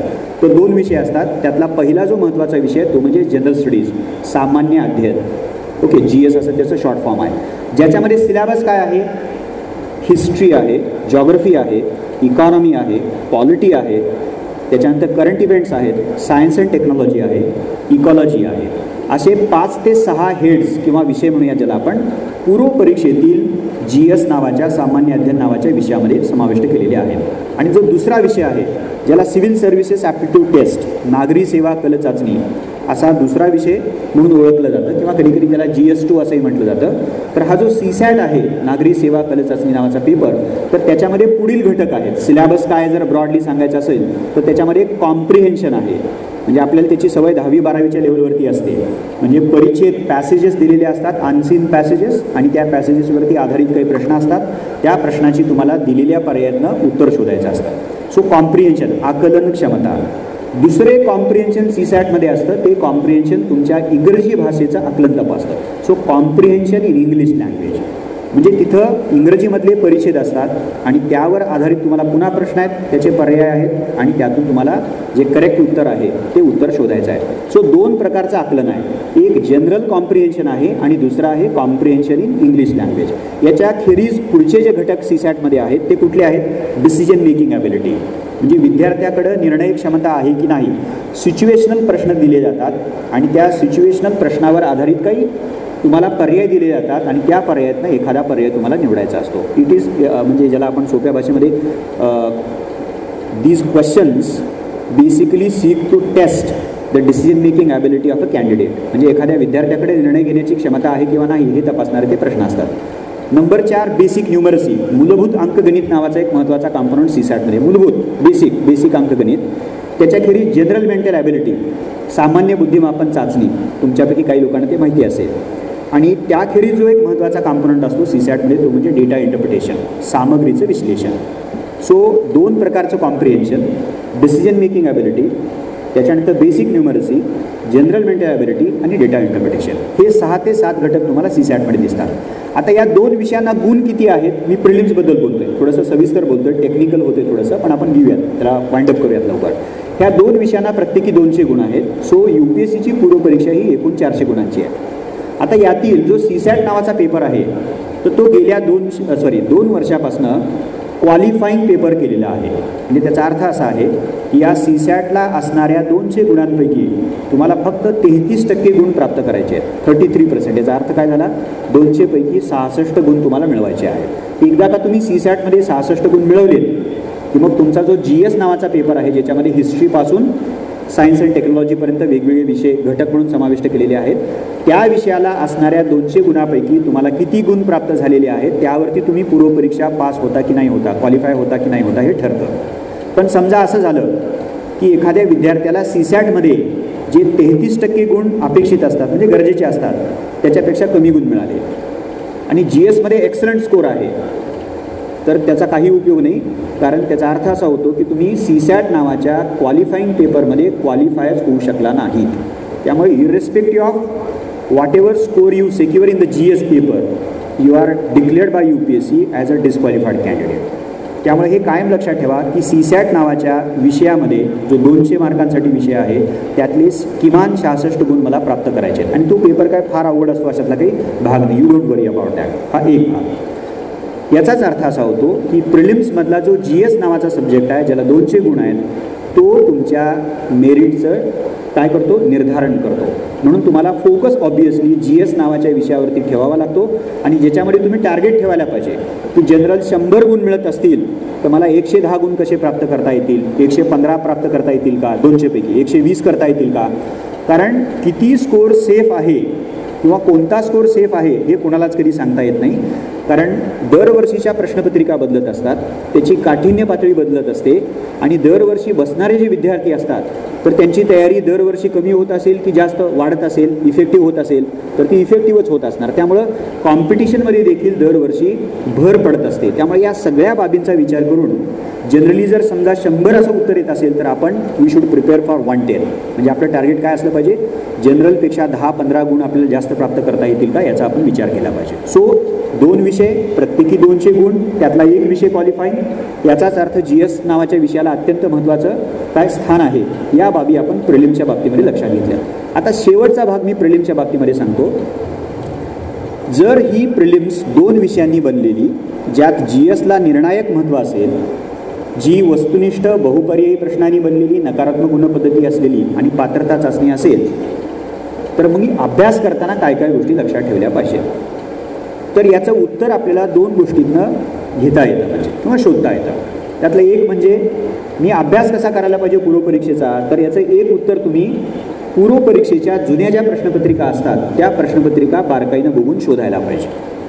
म्हणजे मला पूर्वपरीक्षेमधले विषय माहिती आहेत, त्याचा सिलेबस मी बघितलेला आहे, पण त्यावरती आत्तापर्यंत आयोगानं कोणत्या प्रकारचे प्रश्न विचारले आहेत म्हणजे the nature of earlier questions, म्हणजे हे जर मी बघितलं नसेल तर माझ्या अभ्यासाची दिशा ही एक्झाम ओरिएंटेड असेल, योग्यच असेल असं सांगता येत नाही. सो सुरुवातीलाच आपण विद्यार्थ्यांना हा सल्ला देतो, रादर ती रिक्वेस्ट करत असतो की जेव्हा तुम्ही या परीक्षेचं स्वरूप लक्षात घेता, त्यातले विषय पाहत असता, त्याचा अभ्यास बारकाईने अभ्यासक्रम बघत असता, त्याच वेळेला तुम्ही या परीक्षेवरती आयोगानं ज्या काही प्रश्नपत्रिका काढलेल्या आहेत म्हणजे दरवर्षीच्या ज्या असतात तर त्या प्रश्नपत्रिका बारकाईनं तुम्ही अनालाइज केल्या पाहिजेत. सो पूर्वपरीक्षेचा अभ्यास कसा करायला पाहिजे याचं एक उत्तर कशातनं मला शोधायचं आहे, तर या पूर्वपरीक्षेच्या आयोगाच्या गेल्या 7-8-10 वर्षातल्या ज्या प्रश्नपत्रिका आहेत त्याचं बारकाईनं विश्लेषण करून. म्हणजे इतिहासावर किती प्रश्न येतात, कुठल्या प्रकारचे प्रश्न विचारले जातात, सनावळ्यात विचारले जातात का इतिहासामध्ये विश्लेषणात्मक प्रश्न असतात, कॉन्स्टिट्यूशनवरती कलमच आर्टिकल्सच विचारले जातात का कॉन्स्टिट्यूशनमध्ये देखील काही विश्लेषणात्मक प्रश्न असतात. इकॉनॉमी म्हणले की आपल्या डेटाची भीती वाटते, आकडेवारी. मग इकॉनॉमीमध्ये नुसती आकडेवारी विचारतात का इकॉनॉमिक्समधल्या कॉन्सेप्ट्स असतात, इकॉनॉमिक्समधले वेगवेगळ्या प्रकारचे ट्रेंड असतात, ते ट्रेंड कसे का आहेत याचाही काही विचार केला जातो. म्हणजे हे सगळं आपल्याला कळून घेण्याचा राजमार्ग जर काय असेल, ऑथेंटिक मार्ग काय असेल तर UPSCच्या पूर्वपरीक्षेच्या, आपण पूर्वपरीक्षेबद्दल बोलतोय म्हणून पूर्वपरीक्षेच्या प्रश्नपत्रिका बारकाईने तुम्हाला बघाव्या लागतात. आणि मग त्याचं दुसरं जे उत्तर आहे प्रिलिमचा अभ्यास करताना काय करायला पाहिजे, तर मी परत ते रिपीट करेन. विषय पहा, त्याचा अभ्यासक्रम बारकाईने बघा, जुन्या प्रश्नपत्रिका अनालाइज करा आणि मग तुम्हाला त्या विषयासाठी कोणती संदर्भ पुस्तकं वाचायची आहेत, पहिलं कुठलं दुसरं कुठलं, त्यातल्या नोट्स काढा आणि त्या नोट्सचं तुम्ही वारंवार रिव्हिजन करा. म्हणजे थोडक्यात मी ते वाइंड अप केले, नंतर मी त्याच्याकडे येतो. सो अशा रीतीनं प्रिलिम्सच्या बाबतीमध्ये जर कोणता सेट ऑफ स्किल्स महत्त्वाचा असेल तर तुमचं कुठल्याही गोष्टीचं आकलन अत्यंत परिपूर्ण असलं पाहिजे. म्हणजे तिथं वाव नाही की मला असंही वाटते तसंही वाटते, कारण ती नुसती ऑब्जेक्टिव्ह टाईपची परीक्षा नाही तर तिला निगेटिव्ह मार्किंग सिस्टीम आहे. So you have to be very precise, you have to be very sharp. म्हणजे तिथं ABC पैकी कन्फ्युजन होतं किंवा BC पैकी कन्फ्युजन होतं, याला कुठल्याही प्रकारचा वाव नाही आहे. त्यामुळे तुम्हाला तयारी करताना तुमच्या तयारीमध्ये क्लॅरिटी असेल, नेमकेपणा असेल, याची आपल्याला हमी द्यावी लागते. 1, 2 प्रिलिम्सच्या बाबतीमध्ये आणखीन एक बाब महत्त्वाची ठरते, ती म्हणजे तुम्हाला भरपूर वाचावं लागतं. म्हणजे सिलेबस व्यापक आहे, अनेक पुस्तकं वाचावी लागतात, वर्तमानपत्र वाचावी लागतात. त्यामुळे हे सगळं वाचलेलं तुम्हाला रिटेन करावं लागतं. जसं मी मगाशी म्हणालो की प्रिलिम्समध्ये लिहायचं आहे का काही, म्हणजे परीक्षा जेव्हा लेखी असते तेव्हा आपल्याला एक गोष्ट जरी माहिती असली तरी आपण 10 गोष्टी माहिती असल्यासारख्या लिहू शकतो. पण प्रिलिम्समध्ये हे चालत नाही. प्रिलिम्समध्ये तुम्हाला ABCD पैकी एक लिहायचं आहे. तिथं काय ऑप्शन आहे का? मला C वाटत असलं तरी B पण मला असं वाटतंय, असं लिहायला काय ऑप्शन नाही आहे आपल्याला. त्यामुळं पूर्व परीक्षेमध्ये तुम्ही जे वाचताय, ज्याचं तुम्ही आकलन करताय ते जशास तसं अचूकपणे तुम्हाला स्मरणात ठेवावं लागतं. रिटेनिंगची कपॅसिटी ज्याला म्हणतो आपण. त्यामुळं रिटेनिंगची कपॅसिटी जास्तीत जास्त कशी वाढवता येते याचा आपल्याला विचार करावा लागतो. यासाठी आवश्यक तिसरी जी गोष्ट आहे ती म्हणजे कुठली, माझी रिटेनिंगची कपॅसिटी मला वाढवायची असेल तर मला माझ्या नियोजनामध्ये जो काही मी अभ्यास करणार आहे त्याला वारंवार रिव्हिजन करायचं आहे हे मला सांगावं लागतं. सो जेव्हा मी प्लॅन बनवेन तेव्हा प्रायमरी अभ्यासाचा प्लॅन पण मी बनवेन, त्याच्यासाठी काय वेळ लागेल हे जसं मी अधोरेखित करेन तसंच मला या गोष्टीला फिरून पुन्हा पुन्हा वाचायचं आहे, रिव्हिजिट करायचं आहे, त्याला रिवाईज करायचं आहे, हे मला कायमस्वरूपी डोक्यात ठेवावं लागतं. म्हणजे किती वेळा वाचावं लागेल. काही विद्यार्थी म्हणतील मला 3 वेळा वाचले तरी चालेल, काही विद्यार्थी म्हणतील की नाही 3 वेळा वाचले तरी मला लक्षात राहत नाही, 4थ्यांदा वाचावं लागतं, 5व्यांदा वाचावं लागतं. सो रिव्हिजन नावाची गोष्ट प्रिलिम्समध्ये अत्यंत महत्त्वाची आहे. आणि शेवटचा भाग प्रिलिम्समध्ये जो महत्त्वाचा आहे तो कुठला आहे तर प्रिलिम्स ही ऑब्जेक्टिव्ह टाईपची टेस्ट असल्यामुळं, मल्टिपल चॉईस क्वेश्चन्सवरती आधारित टेस्ट असल्यामुळं या प्रिलिम्सची तयारी मजबूत होण्यासाठी, इफेक्टिव्ह होण्यासाठी तुम्हाला त्याच प्रकारच्या भरपूर प्रश्नांचा सराव करावा लागतो. आम्ही आमच्या स्पर्धा परीक्षेच्या बोलीभाषेमध्ये सांगतो MCQज सोडवा, जास्तीत जास्त MCQज, मल्टिपल चॉईस क्वेश्चन्स. आता MCQज सोडवा म्हणजे काय, समजा असा आम्ही आमच्या विद्यार्थ्यांना सांगतो 10,000 टार्गेट ठेवायचा. तुम्ही जर यावर्षी परीक्षा देत असाल तर तुमचा मूळ अभ्यास, त्याचं रिव्हिजन आणि त्या सगळ्या अभ्यासाला इव्हॅल्युएट करण्यासाठी तुम्ही किमान 10,000 प्रश्न वेगवेगळ्या विषयांवरती तुम्ही सोडवायला पाहिजे. आता त्यानं फायदा काय होतो आपल्याला, तर आपण केलेला अभ्यास पुरेसा आहे किंवा नाही, आपल्या अभ्यासामधल्या कुठल्या कमतरता आपल्याला लक्षात येत आहेत, आपल्याला लक्षात राहत नाही का, ऑप्शन एलिमिनेट करताना अडचण येते आहे का, वगैरे वगैरे वगैरे. कन्सेप्ट्स माझ्या पक्क्या आहेत पण इन्फॉर्मेशनचा भाग लक्षात ठेवताना मला अडचण येते आहे. सो डे 1पासनं परीक्षेच्या दिवसापर्यंत तुम्ही जो प्लॅन कराल तर त्या प्लॅनमध्ये तुम्हाला हे लक्षात घेता यायला पाहिजे की अमुक अमुक भाग त्या त्या विषयाचा परमनंट मेमरीमध्ये गेलेला आहे. पण असा एक भाग आहे की ज्याला मला पुन्हा पुन्हा माझ्या नजरेसमोर ठेवावं लागतं. म्हणजे समजा उदाहरण घ्यायचं झालं तर एखाद्या विषयाला मी माझ्या मूळ नियोजनामध्ये 2 महिने दिलेले आहेत आणि नंतर तो कालावधी रिवाईज करताना काय होईल, महिना, 15 दिवस, आठवडा, 3 दिवस, 2 दिवस आणि परीक्षा जेव्हा 4 दिवसावर राहिलेली असते तर I should be enough confident to say that की बाबा एक 400 पानाचं पुस्तक मी 1 दिवसामध्ये वाचू शकतो. आता ते अख्खं पहिल्या पानापासून शेवटच्या पानापर्यंत वाचायचं असतं का? ॲब्सोल्युटली नाही. त्याच्यातला जो तुम्ही अंडरलाईन केलेला भाग असेल, हायलाईट केलेला भाग असेल तेवढाच भाग तुम्हाला त्याच्यामध्ये वाचायचा असतो. ओके, तर हे जर टेस्ट करायचं असेल, जे चाललंय ते योग्य चाललेलं आहे किंवा नाही, पुरेसं आहे किंवा नाही, तर यासाठी तुम्हाला भरपूर MCQचा सराव करावा लागतो. मी कन्क्लूड करतो. 4 गोष्टी मी प्रिलिम्सच्या स्किलच्या बाबतीमध्ये सांगितल्या आहेत. नंबर 1 सांगितली, जे तुम्ही समजून घ्याल त्याच्यामध्ये तुमच्याकडं प्रचंड प्रमाणातली क्लॅरिटी असली पाहिजे, नेमकेपणा तुमच्या आकलनामध्ये असला पाहिजे. दुसरी जी गोष्ट मी तुम्हाला सांगितली की तुम्ही रिव्हिजनचं सेपरेट टाईमटेबल तुमचं बनवलं असलं पाहिजे. आणि शेवटची जी गोष्ट मी म्हणालो मगाशी तर ती काय होती, जास्तीत जास्त MCQचा तुम्ही सराव करायला पाहिजे. ह्या काही गोष्टी आपल्याला पूर्वपरीक्षेच्या बाबतीमध्ये लक्षात ठेवता येऊ शकतात. आता दुसरा जो टप्पा आहे तो अत्यंत महत्त्वाचा आहे. मी प्रायमरीली UPSCबद्दल बोलतो आहे. मुख्य परीक्षा एकूण किती गुणांची आहे? 1750. काय काय विषय आहेत त्याच्यामध्ये? GS, ज्याचा मी उल्लेख मगाशी केलेला आहे. तर UPSC मुख्य परीक्षेमध्ये, UPSC मेन्समध्ये GSचे 4 पेपर्स आहेत, 1, 2, 3, 4 आणि या प्रत्येक पेपरला 250 मार्कांचं वेटेज आहे. आता तुम्ही याचा जर विषय आणि सिलेबस बघितला तर GS1 ज्याच्यामध्ये तुम्हाला 3 कॉम्पोनंट आहेत, हिस्ट्री आहे, त्याच्यानंतर जॉग्रफी आहे आणि इंडियन सोसायटी आहे. GS1 ज्याला 250 गुण आहेत माझे आणि 3 ब्रॉड विषय आहेत किंवा कॉम्पोनंट म्हणून आहेत. GS2 ज्याच्यामध्ये 2 महत्त्वाचे विषय आहेत, एक आहे इंडियन कॉन्स्टिट्यूशन अँड पॉलिटी आणि दुसरा आहे इंटरनॅशनल रिलेशन्स किंवा त्याला तुम्ही इंडिया आणि वर्ल्ड असं म्हणा. पुन्हा दोन्हीला मिळून गुण किती आहेत? 250 गुण आहेत. GS3 ज्याच्यामध्ये तुम्हाला इंडियन इकॉनॉमी, मी सोपं करून चालतोय, म्हणजे भारतीय अर्थव्यवस्था आहे, सायन्स अँड टेक्नॉलॉजी, विज्ञान तंत्रज्ञान आहे आणि तिसरा एक महत्त्वाचा कॉम्पोनंट आहे ज्याच्यात अनेक गोष्टी मी समाविष्ट करतो, म्हणजे सिक्युरिटी आहे, त्याच्यानंतर एन्व्हायरमेंट इकॉलॉजी आहे, असे वेगवेगळे डिझास्टर मॅनेजमेंट त्याच्यामध्ये आहे, असे वेगवेगळे छोटे छोटे छोटे कॉम्पोनंट त्या तिसऱ्या घटकामध्ये पेपर 3मध्ये समाविष्ट केलेले आहे. आणि चौथा जो महत्त्वाचा पेपर आहे UPSCमधला GS4, ज्याला इथिक्स, म्हणजे मी एवढंच नाव घेतो इथिक्स, ओके, इथिक्स ही अशी एक बाब आहे की UPSCनं 2013मध्ये समाविष्ट केलेली आहे. स्वतंत्र 250 गुणांचा GS4 नावाचा, ज्याचं टायटल इथिक्स ॲप्टिट्यूड असा नावाचा जो पेपर आहे, तो पेपर UPSCनं जाणीवपूर्वक समाविष्ट केलेला आहे, ज्याला 250 गुण आहेत.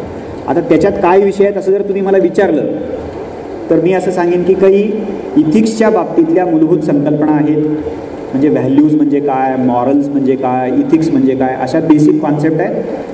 त्यालाच जोडून त्यांनी विस्तारानं असं केलेलं की काही फिलॉसॉफर्स, म्हणजे त्यांनी काय म्हणले की मॉडर्न फिलॉसॉफर्स, कुणाचंही नाव घेतलेलं नाही, त्या मॉडर्न फिलॉसॉफर्समध्ये आधुनिक तत्त्वज्ञानमध्ये पाश्चात्य पण असतील आणि भारतीय पण असतील.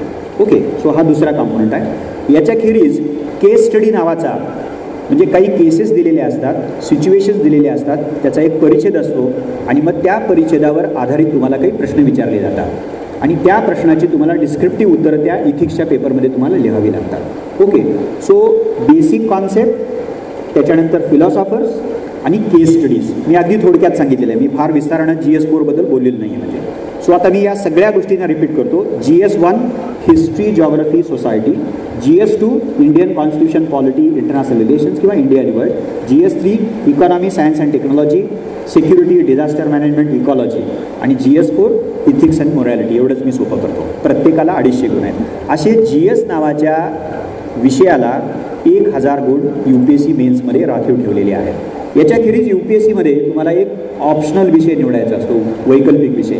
UPSCने जवळपास 45 ते 50 विषयांची यादी दिलेली आहे आणि त्यातून तुम्ही तुमच्या निवडीचा एक ऑप्शनल विषय घेऊ शकता. म्हणजे you have to choose one optional. त्या ऑप्शनलला 500 गुण आहेत आणि तो ऑप्शनल 2 पेपरमध्ये समाविष्ट केलेला असतो, पेपर 1 आणि पेपर 2. ओके, सो प्रत्येक पेपरला 250 गुण, अशा ऑप्शनल्सला 500 गुण आहेत, म्हणजे सो 1500 गुण झाले. आणि UPSC मेन्समध्ये एक इंटरेस्टिंग पेपर असतो, ज्याचा मगाशी मी उल्लेख केला होता, एसे पेपर. 250 गुणांसाठी तो एसे पेपर आहे, ज्याच्यात तुम्हाला 2 विषयांवरती निबंध लिहायचे असतात 3 तासामध्ये. सो ॲड 250 टू 1500 म्हणजे 1750 गुण झाले. GS ऑप्शनल आणि तिसरा कॉम्पोनंट आहे एसेचा. म्हणजे याच्याखेरीज अजून एक कॉम्पोनंट UPSC मेन्समध्ये असतो. त्या कॉम्पोनंटमध्ये 2 विषय आहेत किंवा 2 पेपर म्हणा, त्याला लँग्वेज पेपर असं म्हणतात. एक कंपल्सरी इंग्लिश आहे आणि दुसरा इंडियन लँग्वेज आहे. या दोन्हीही भाषेच्या पेपरना किंवा विषयांना म्हणूयात 300 गुण आहेत. पण या भाषा विषयांचं वैशिष्ट्य असं आहे की हे दोन्ही भाषा विषय किंवा पेपर्स क्वालिफाईंग इन नेचर आहेत. म्हणजे इंग्लिश असो किंवा एक भारतीय भाषेचा पेपर जो काय तुम्ही निवडाल, ज्याला 300 गुण प्रत्येकी निर्धारित केलेली आहेत, या 300 पैकी तुम्हाला क्वालिफाईंग गुण प्राप्त करावे लागतात, तर आणि तरच तुमचे इतर पेपर चेक केले जातात. दुर्दैवानं तुम्ही आयदर इंग्लिशमध्ये किंवा इंडियन लँग्वेजच्या पेपरमध्ये किंवा आणखीनच अनफॉर्च्युनेटली दोन्ही पेपरमध्ये डिस्क्वालिफाय झालात तर तुम्ही मेन ऑलरेडीच काय तुम्ही गमावलेला आहात असा त्याचा अर्थ होतो. So you have to be very careful about the qualifying language papers. हे कायम तुम्ही लक्षात ठेवा. पण त्यांनी घाबरू नका, कारण हे जे दोन्हीही लँग्वेज पेपर्स आहेत तर त्याचं स्टँडर्ड काय आहे तर ते 10th स्टँडर्ड आहे. म्हणजे त्याचं मानक जे निर्धारित केलेलं आहे UPSCनं तर ते 10वीचं आहे. आणि ते आपल्याला माहितीच आहे, आपण परिच्छेद 10वीत सोडवलेली आहेत, निबंध सोडवलेला आहे, व्याकरणाचे प्रश्न आपण सोडवलेले आहेत. So don't worry about that. पण एक गोष्ट कायम लक्षात ठेवा की हे क्वालिफाईंग पेपर आहे. त्याचा दुसरा एक अर्थ होतो, तो काय अर्थ होतो की यात तुम्ही प्राप्त केलेले गुण UPSC मुख्य परीक्षेच्या गुणांमध्ये मोजले जात नाहीत. त्यामुळे UPSCची मुख्य परीक्षा किती गुणांसाठीची आहे ह्याचं उत्तर मी मगाशी काय दिलं, 1750 गुणांची. So you just keep in mind that. So let us keep aside. आता स्वरूपाकडे येऊया.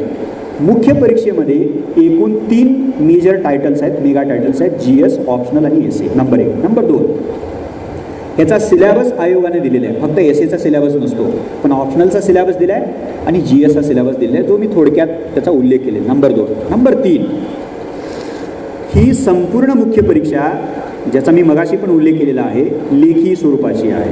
It is a written test. तुम्हाला वेगवेगळ्या याच्या काय गुणसंख्येसाठी शब्दमर्यादेमध्ये प्रश्नांचं उत्तर लिहायचं असतं.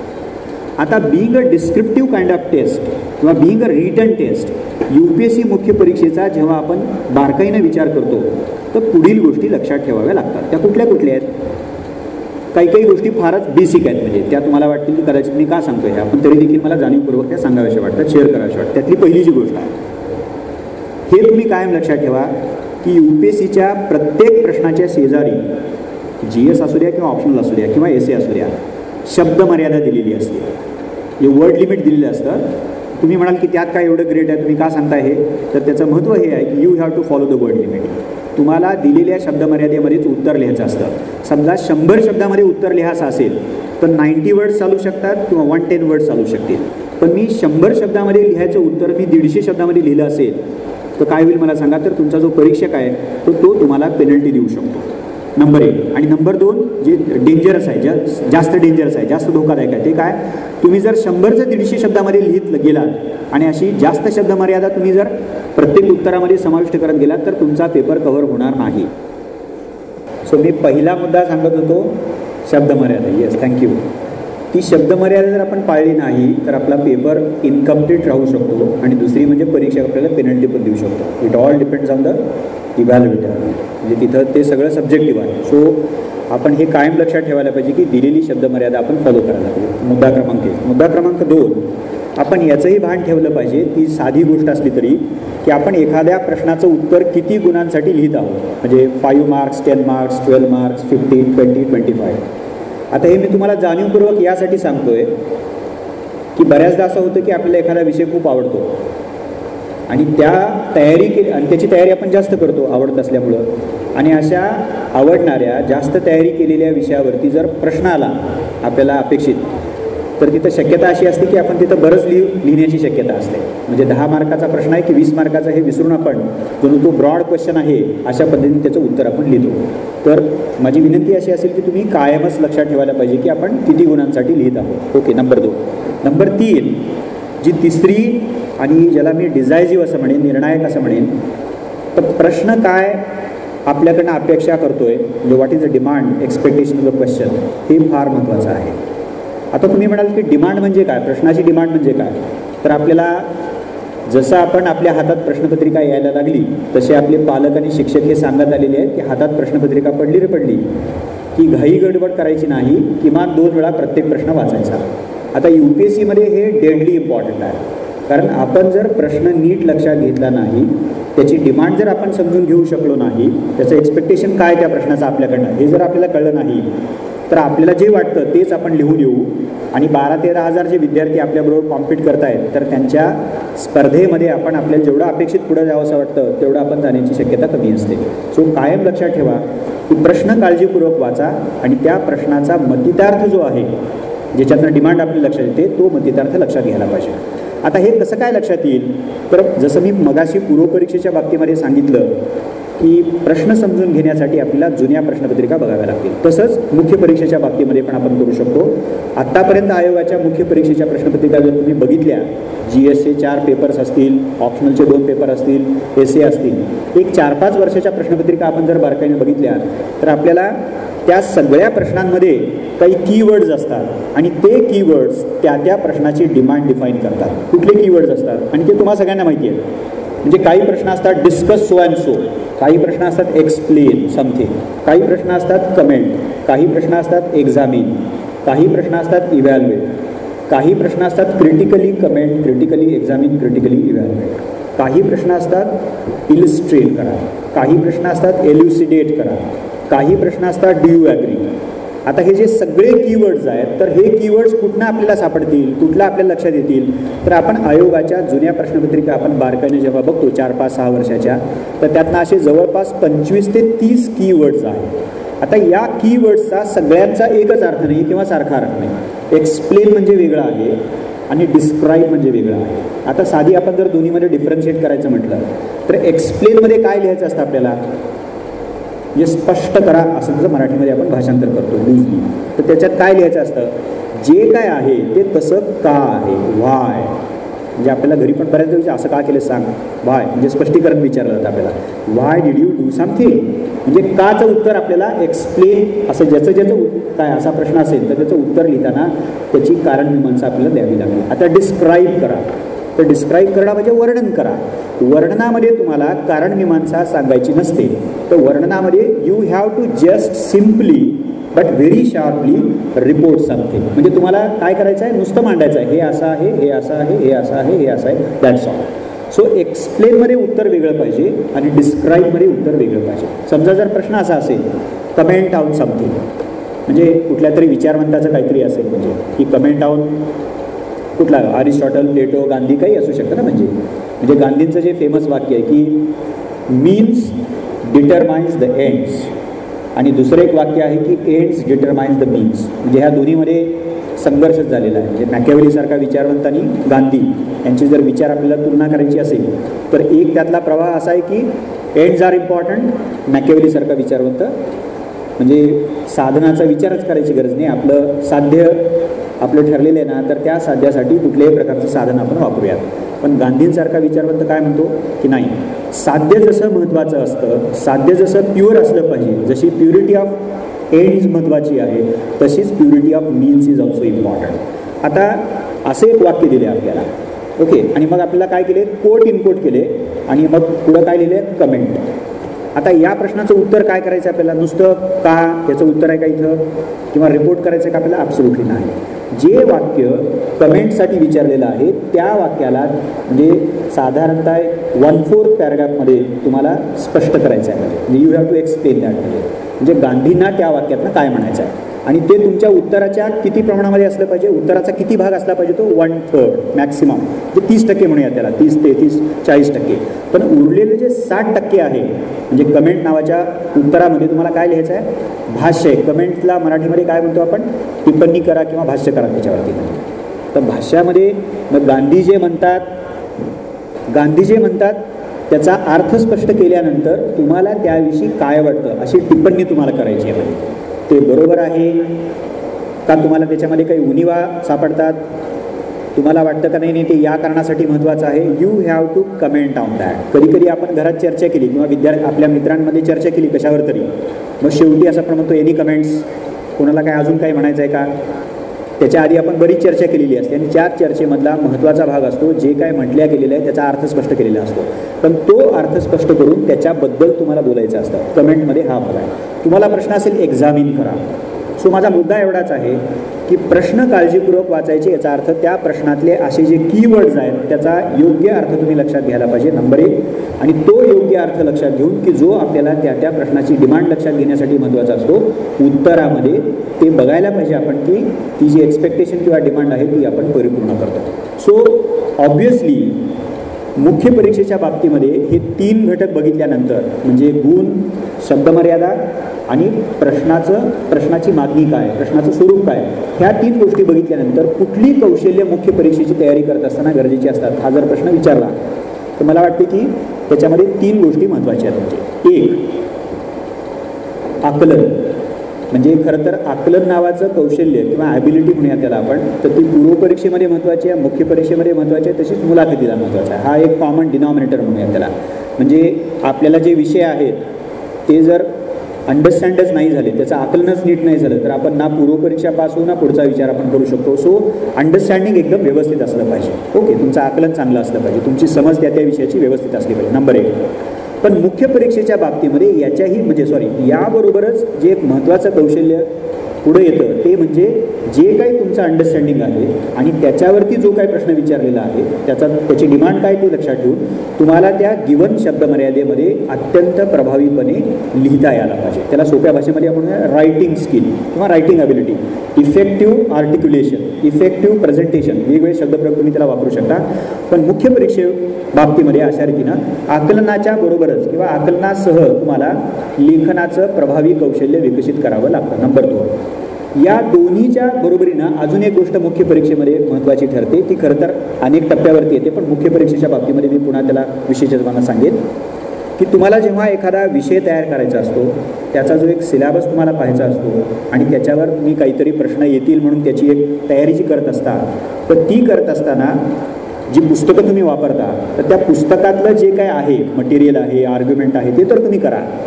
पण पुस्तकातनं ज्या तुम्ही संकल्पना शिकाल, पुस्तकामधनं जी काही इन्फॉर्मेशन तुम्हाला मिळेल, तर ती इन्फॉर्मेशन, त्या संकल्पना, त्यातले काही सिद्धांत असतील, त्याच्यामध्ये काही विचार असतील, त्याच्यामधले काही आर्ग्युमेंट्स असतील, तर ते एका बाजूला आणि दुसऱ्या बाजूला आपलं भोवतालचं वास्तव, त्याच्याशी काही जोडता येतं का आपल्याला? मला इकॉनॉमिक्समधली एखादी कॉन्सेप्ट कळली, राज्यशास्त्रातली एखादी कॉन्सेप्ट कळली, तर ती कॉन्सेप्ट कळल्यानंतर मी जेव्हा भोवताली बघायला लागतो तेव्हा मला त्या कॉन्सेप्टचं ॲप्लिकेशन करता येऊ शकतं का, ह्याचा आपण सातत्याने विचार केला पाहिजे. आणि एक कौशल्य या बाबतीमध्ये जे महत्त्वाचं ठरतं ते म्हणजे सतत आपल्याला विचाराची जी आपली कपॅसिटी आहे, ॲबिलिटी आहे, तिचा आपल्याला विस्तार कसा होईल याचा विचार करायला लागतो. म्हणजे सो त्याला आम्ही आपल्या ह्याच्या स्पर्धा परीक्षेच्या भाषेमध्ये चिकित्सक विचाराची पद्धत तुमच्याकडे असली पाहिजे आणि ती आपल्याला डेव्हलप डेफिनेटली करता येऊ शकते. सो थोडक्यात मुख्य परीक्षेचा जर सारांश रूपाने म्हणजे त्याचं जर कन्क्लुजन काढायचं असेल, सारांश काढायचा असेल, तर आपल्याला एवढंच म्हणायला लागतं की आकलन, लेखन आणि चिकित्सक विचार करण्याची वृत्ती या गोष्टी स्किल्स म्हणून किंवा ॲबिलिटीज म्हणून मुख्य परीक्षेच्या बाबतीमध्ये आपल्याकडं असल्या पाहिजे, त्याची हमी द्यायला लागते. मग जो शेवटचा टप्पा येतो तो म्हणजे मुलाखतीचा आहे. UPSC मुलाखत 275 गुणांसाठी आहे, 275. आता UPSC मुलाखतीला कुठलाही सिलॅबस आयोगानं प्रिस्क्राईब केलेलं नाही आहे. It is a personality test. ती व्यक्तिमत्वाची चाचणी आहे. तुम्ही प्रत्यक्षात इन पर्सन त्या मुलाखत मंडळासमोर हजर राहता, त्यांच्याशी तुमची इंटरॅक्शन होते आणि त्या इंटरॅक्शनच्या माध्यमातून तुम्हाला जोखलं जातं, तुमचं इव्हॅल्युएशन होतं. तरी देखील आयोग ज्या प्रकारचे प्रश्न विचारतं आणि मुख्य परीक्षेच्या वेळेला एक अर्ज भरून घेतं, त्याला डॅफ असं म्हणलं जातं, डिटेल ॲप्लिकेशन फॉर्म. तर त्या ॲप्लिकेशन फॉर्ममध्ये तुमची सगळी व्यक्तिगत माहिती, तुम्ही जे काही व्यक्ती आहात, उमेदवार आहात, तर ती सगळी व्यक्तिगत माहिती त्या अर्जामध्ये दिलेली असते. तर मुलाखतीची तयारी करत असताना तो डॅफ नावाचा जो अर्ज आहे, डिटेल ॲप्लिकेशन फॉर्म, तर तो अत्यंत महत्त्वाचा ठरतो. त्याच्यामध्ये काय काय आपण मेन्शन केलेलं असतं. सगळ्यात महत्त्वाचं तुमची नावं असतात, तुमचं नाव, आईवडिलांचं नाव आणि आडनाव, नंबर 1. नंबर 2, तुमचे प्लेसेस, तुमचं native place, place of birth, village, taluka, district, region आणि स्टेट, नंबर 2. नंबर 3, तुमची एज्युकेशनल बॅकग्राऊंड असते, तुमच्या स्कूल्स, तुमचे कॉलेजेस, तुमची युनिव्हर्सिटी, त्या संस्थांची नावं असतात, तुम्ही केलेलं ग्रॅज्युएशन किती दिसतं, कुठल्या विषयामध्ये स्पेशलायझेशन तुम्ही केलेलं आहे, ते सगळं तुमच्या एज्युकेशन नावाच्या 3ऱ्या हेडमध्ये आहे. पहिलं नेमचं नावाचं हेड आहे, दुसरं प्लेसेसचं हेड आहे, ठिकाणांचं हेड आहे, आणि तिसरं आहे तुमचे शैक्षणिक पार्श्वभूमी, एज्युकेशनल बॅकग्राऊंड, ज्याच्यामध्ये या गोष्टी आहेत. चौथं जे तुमच्या व्यक्तिगत माहितीमधलं डॅपमध्ये तुम्ही जे हेड भरता ते म्हणजे एक्स्ट्रा करिक्युलर ॲक्टिव्हिटीज, अभ्यासबाह्य गोष्टी, ज्याच्यामध्ये तुम्ही कुठल्या क्रीडा प्रकारामध्ये सहभागी झालात, वेगवेगळ्या प्रकारच्या स्पर्धांमध्ये घेतलेला भाग असेल, तुम्ही तुमच्या शालेय, महाविद्यालयीन, विद्यापीठीय जीवनामध्ये वेगवेगळ्या प्रकारची पदं भूषवलेली असतात, ओके, तुम्हाला काही पारितोषिकं मिळालेली असतात, पोझिशन्स, रिवॉर्ड्स, प्राइजेस, सगळं. आणि महत्त्वाचं म्हणजे तुम्हाला असणारी हॉबी किंवा हॉबीज, म्हणजे तुम्हाला असणारे छंद. आता या हेडला एक्स्ट्रा करिक्युलर यासाठी म्हटलेलं आहे की इथं अभ्यासाचं काहीच नाही आहे, म्हणजे खेळ असेल, छंद असेल, वेगवेगळ्या स्पर्धा असतील वेगवेगळ्या प्रकारच्या, तर त्याच्यामध्ये जर तुम्ही काही मिळवलेलं असेल तर त्या सगळ्यांचा उल्लेख तुम्हाला त्या एक्स्ट्रा करिक्युलर नावाच्या हेडखाली जे 1, 2, 3, 4 असतं तिचं तुम्हाला त्याचा उल्लेख करायचा असतो. सो अशा 4 गोष्टी नावापासून अभ्यासबाह्य गोष्टीपर्यंत तुमच्या डॅपमध्ये समाविष्ट तुम्ही केलेल्या असतात. याच्या व्यतिरिक्त 5वी एक गोष्ट असते, तुम्ही मुलाखत मंडळासमोर जी भरलेली असते ती म्हणजे त्या अर्जामध्ये तुमचा वैकल्पिक विषय, ज्याचा मी उल्लेख मगाशी केलेला आहे. So you have to specify your optional, 5वं हेड. आणि 6वं जे महत्त्वाचं हेड आहे ते म्हणजे जे सगळ्यांनाच असतं ते म्हणजे करंट इव्हेंट्स, चालू घडामोडी. आता मुलाखतीच्या टप्प्यावरती जेव्हा आपण चालू घडामोडीच्या घटकाचा 6th घटक म्हणून जेव्हा विचार करतो तर तिथं 3 पातळ्या मिनिमम लक्षात ठेवाव्या लागतात, तुमच्या स्टेटची, तुमच्या नॅशनल म्हणजे राष्ट्राची, आणि तिसरं म्हणजे इंटरनॅशनल किंवा ग्लोबल. सो जागतिक पातळी, राष्ट्रीय पातळी आणि प्रादेशिक पातळी किंवा तुमच्या स्टेटची पातळी, घटक राज्याची पातळी असं म्हणूया, या पातळ्यांवरती किंवा या स्तरांवरती घडणाऱ्या महत्त्वाच्या चालू घडामोडी सामाजिक असतील, आर्थिक असतील, राजकीय असतील, सांस्कृतिक असतील, शैक्षणिक असतील, वेगवेगळ्या क्षेत्रात, क्रीडा क्षेत्रातले असतील, तर त्याला काही कुठल्याही प्रकारची मर्यादा असत नाही. म्हणजे शेती क्षेत्रामध्ये काहीतरी चाललेलं आहे, शेतीचा क्रायसिस चाललेला आहे, शेतकऱ्यांच्या आत्महत्या घडत आहेत, इंडस्ट्रीमध्ये डेव्हलपमेंट होत नाही, रोजगाराचा दर वाढत नाही, IPL सुरू झालेलं आहे, त्याच्याबद्दल काहीतरी कॉन्ट्रोवर्सी निर्माण झाली आहे, त्याच्याबद्दल विचार देऊ शकतं, कोणाला तरी नोबेल पारितोषिक मिळाले आहे त्याच्याबद्दल तुम्हाला विचार देऊ शकतं, संबंध असेल तर म्हणजे ओके. सो अशा रीतीनं चालू घडामोडीच्या या 3 स्तरांमधल्या वेगवेगळ्या क्षेत्रातल्या घडामोडींबद्दल घडामोडींविषयक तुम्हाला प्रश्न मुलाखत मंडळ डेफिनेटली विचारू शकतात. सो ह्या 6 गोष्टी व्यतिरिक्त काही जनरल गोष्टी मुलाखतीमध्ये कायमस्वरूपी लक्षात ठेवा. तो त्या कुठल्या आहेत, तुम्हाला IAS का व्हायचं आहे किंवा DC काय व्हायचं आहे, म्हणजे थोडंसं व्यापक करूया, तुम्हाला शासकीय अधिकारी का व्हायचा आहे, तर याचा तुम्ही व्यवस्थित विचार केलेला असला पाहिजे. म्हणजे शिक्षकाला विचारच नाही कुठलेही, म्हणजे याचं उत्तर मी काय देऊ सर, म्हणजे तर त्याचं उत्तर हे तुमचं असलं पाहिजे. तुम्ही जेव्हा सिव्हिल सर्व्हिसचा विचार करता, कोणत्या वेळेला तुम्ही तो विचार केला आणि कोणत्या कारणामुळे तुम्ही विचार केला. प्रत्येकाचं रिझन हे सारखंच असतं नाही, प्रत्येकाचं रिझन हे वेगवेगळं असतं.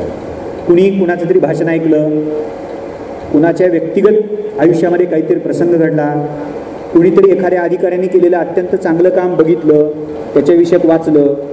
अशा असंख्य प्रकारची कारणं त्या बाबतीमध्ये असू शकतात. तुमचं म्हणून जे काही कारण असेल तर ते जाणून घेण्यामध्ये त्या मुलाखत मंडळाला रस असतो. आणि तुम्ही जर एक रेडीमेड आन्सर तयार केलं तर मुलाखत मंडळ म्हणतात की नाही डोंट टेल दिस, हे असलं सांगू नका, कारण त्यांना लगेचच लक्षात येतं की तुम्ही बनवलेला आन्सर आहे ते म्हणजे. सो तुमचं म्हणून जे काही पर्सनल रिझन आहे, अर्थात ते व्यापक असावं, त्याच्यामध्ये कुठल्याही प्रकारची शंका असण्याचं कारण नाही, पण ते तुमचं कारण असायला पाहिजे याची मात्र खात्री तुम्ही बाळगायला पाहिजे. सो त्याचा सुरुवातीलाच तुम्ही विचार करा.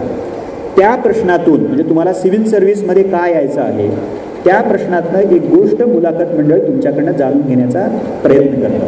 ती गोष्ट कुठली आहे, बाकीच्या गोष्टींशिवाय एका महत्त्वाच्या गोष्टीचा उल्लेख करतो मी, ज्याने मी माझ्या भाषणाची सुरुवात केली, म्हणजे त्या मार्गदर्शन सत्राची सुरुवात केली, की तुम्हाला हे खरंच माहिती आहे का की सिव्हिल सर्व्हिसचा रोल काय.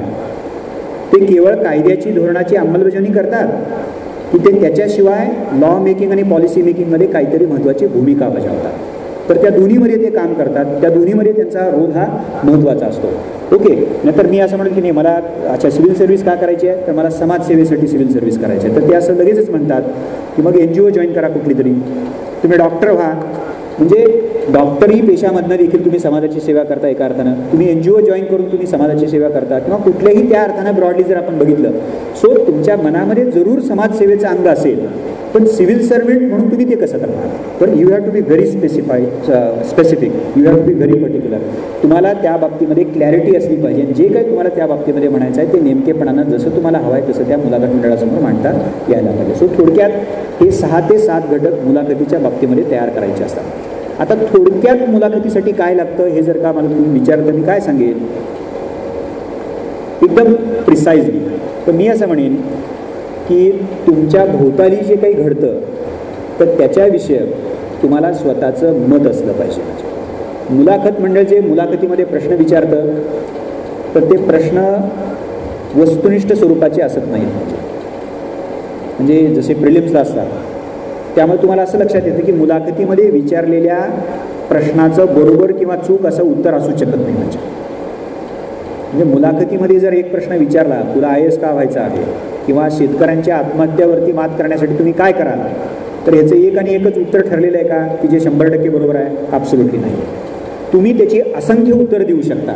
सो मुलाखतीमध्ये विचारलेल्या प्रश्नाचं स्वरूप हे ऑब्जेक्टिव्ह टाईप, माहिती वजा तुमच्याकडनं काहीतरी माहिती काढून घ्यायची असं मुळी असतच नाही. फारच कमी प्रश्न, एखाद दुसरा चुकून प्रश्न असा माहिती वजा असतो.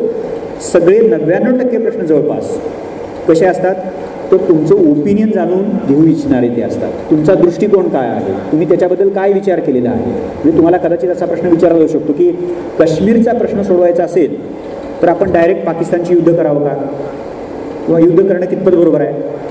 आता असा काय आहे का ह्याच्यामध्ये की तुम्ही होय म्हटलात तर चांगले गुण मिळतील आणि नाही म्हटलात तर तुम्हाला वाईट गुण मिळतील, किंवा वाईस वर्सा. ॲब्सोल्युटली नाही. तुम्ही होही म्हणू शकता, तुम्ही नाहीही म्हणू शकता, पण शक्यतो हो म्हणू नका या बाबतीमध्ये. म्हणजे तर ते म्हणतील की तुम्हाला वास्तवाचं भान नाही आहे. म्हणजे सो मुद्दा असा आहे की तुम्ही एखाद्या प्रश्नाला हो म्हणत असताना किंवा नाही म्हणत असताना लॉजिक जे वापरताय, जो काही तुम्ही विचार करता, जो काही दृष्टिकोन तुमचा असतो तो जाणून घेण्यामध्ये त्यांना रस असतो. कारण तुम्हाला एक 2-3 महिन्यानंतर जेव्हा तुम्ही सिलेक्ट होता त्याच्यानंतर 2-3 महिन्यामध्येच एक अत्यंत महत्त्वाची जबाबदारी ते सोपवणार असतात, की जिथं तुम्ही समाजातल्या एका वर्गालाच सेवा देणार असता असं नाही, तर समाजातल्या वेगवेगळ्या स्तरातील वेगवेगळ्या घटकातील लोकांना तुम्हाला सेवा द्यायची असते. गरिबी असतील, श्रीमंत असतील, शिकलेले असतील, निरक्षर असतील, स्त्रिया असतील, पुरुष असतील, या जातीचे असतील, या धर्माचे असतील, सगळ्यांना तुम्हाला इंडियन पीपल या एका ब्रॉड सदराखाली बघावं लागतं. म्हणून तुमच्याकडं संतुलित दृष्टिकोन असला पाहिजे, विचारी वृत्ती तुमच्याकडे असली पाहिजे, तुमच्याकडं कॉन्फिडन्स असला पाहिजे, तुमच्याकडं सारासार विचार करून निर्णय घेण्याची क्षमता असली पाहिजे, तुमच्याकडं आतताईपणा असता कामा नये, तुमच्याकडं डोळ्यात डोळे घालून बोलण्याची ती ॲबिलिटी पाहिजे. अशा अनेक, ज्याला जनरली आपल्याला माहिती आहेत या सगळ्या ॲबिलिटी, पण या ॲबिलिटी तुम्ही जे काम करणार असता, तुमच्याकडे समाजाची सेवा करण्याचं जे काम किंवा जबाबदारी सोपवली जाणार असते त्या बाबतीमध्ये ती चेक केली जाते. त्यामुळं एवढंच तुम्ही लक्षात ठेवा की मी जो मुद्दा लक्षात घेऊन मुलाखतीसाठी तयार करेल तर त्याच्या सगळ्या बाजू मला माहिती असल्या पाहिजे. ओके, मी जर एकच बाजू माहिती करून घेऊन जर मुलाखत मंडळासमोर त्याच्या आधारे बोलायला लागलो तर मुलाखत मंडळ असा ग्रह करून घेईल की याला बहुतेक बाकीच्या बाजू माहिती नव्हत्या. सो याची तुम्ही खात्री बाळगा की ज्या कुठल्या गिवन विषयाचा तुम्ही अभ्यास कराल तर त्याच्या सगळ्या बाजू लक्षात घ्याल, त्याचा सारासार तुम्ही विचार कराल आणि त्या सगळ्या सारासार बाजूंचा सारासार विचार केल्यानंतर मग तुम्ही तुमचं मत बनवा. तर एवढीच एक गोष्ट मी थोडक्यामध्ये तुम्हाला मुलाखतीच्या बाबतीमध्ये सांगितलेली आहे. आता शेवटचा जो भाग आहे त्याच्याकडे मला यायचा आहे की अशी ही पूर्वपरीक्षा, अशी ही मुख्य परीक्षा आणि अशी ही मुलाखत, या तिन्ही टप्प्यांचा विचार केल्यानंतर आपण एक स्ट्रॅटेजी म्हणून काही प्लॅन करू शकतो का, तर डेफिनेटली करू शकतो. त्यातले काही मुद्दे रिपीट होतील, मगाशी मी त्याचं विवेचन केलेलं आहे. 5 गोष्टी मला या बाबतीमध्ये सांगायच्या आहेत. 1, त्याचं नेचर लक्षात घ्या, जो मगाशी मी मुद्दा सांगितलेला आहे. नंबर 2, या परीक्षेच्या प्रत्येक टप्प्यातील अभ्यासक्रम लक्षात घ्या, बारकाईने लक्षात घ्या, ज्याचाही उल्लेख मी मगाशी केलेला आहे, स्ट्रॅटेजीमधला दुसरा भाग. नंबर 3, त्याचाही उल्लेख मी मगाशी केलेला आहे. पूर्व असतील किंवा मुख्य परीक्षा असेल, आयोगाचे आत्तापर्यंतचे जेवढे प्रश्न असतील तेवढे तुम्ही बारकाईने बघा, त्याचं ॲनालिसिस करा. सो नेचर, सिलेबस आणि क्वेश्चन पेपर ॲनालिसिस 3.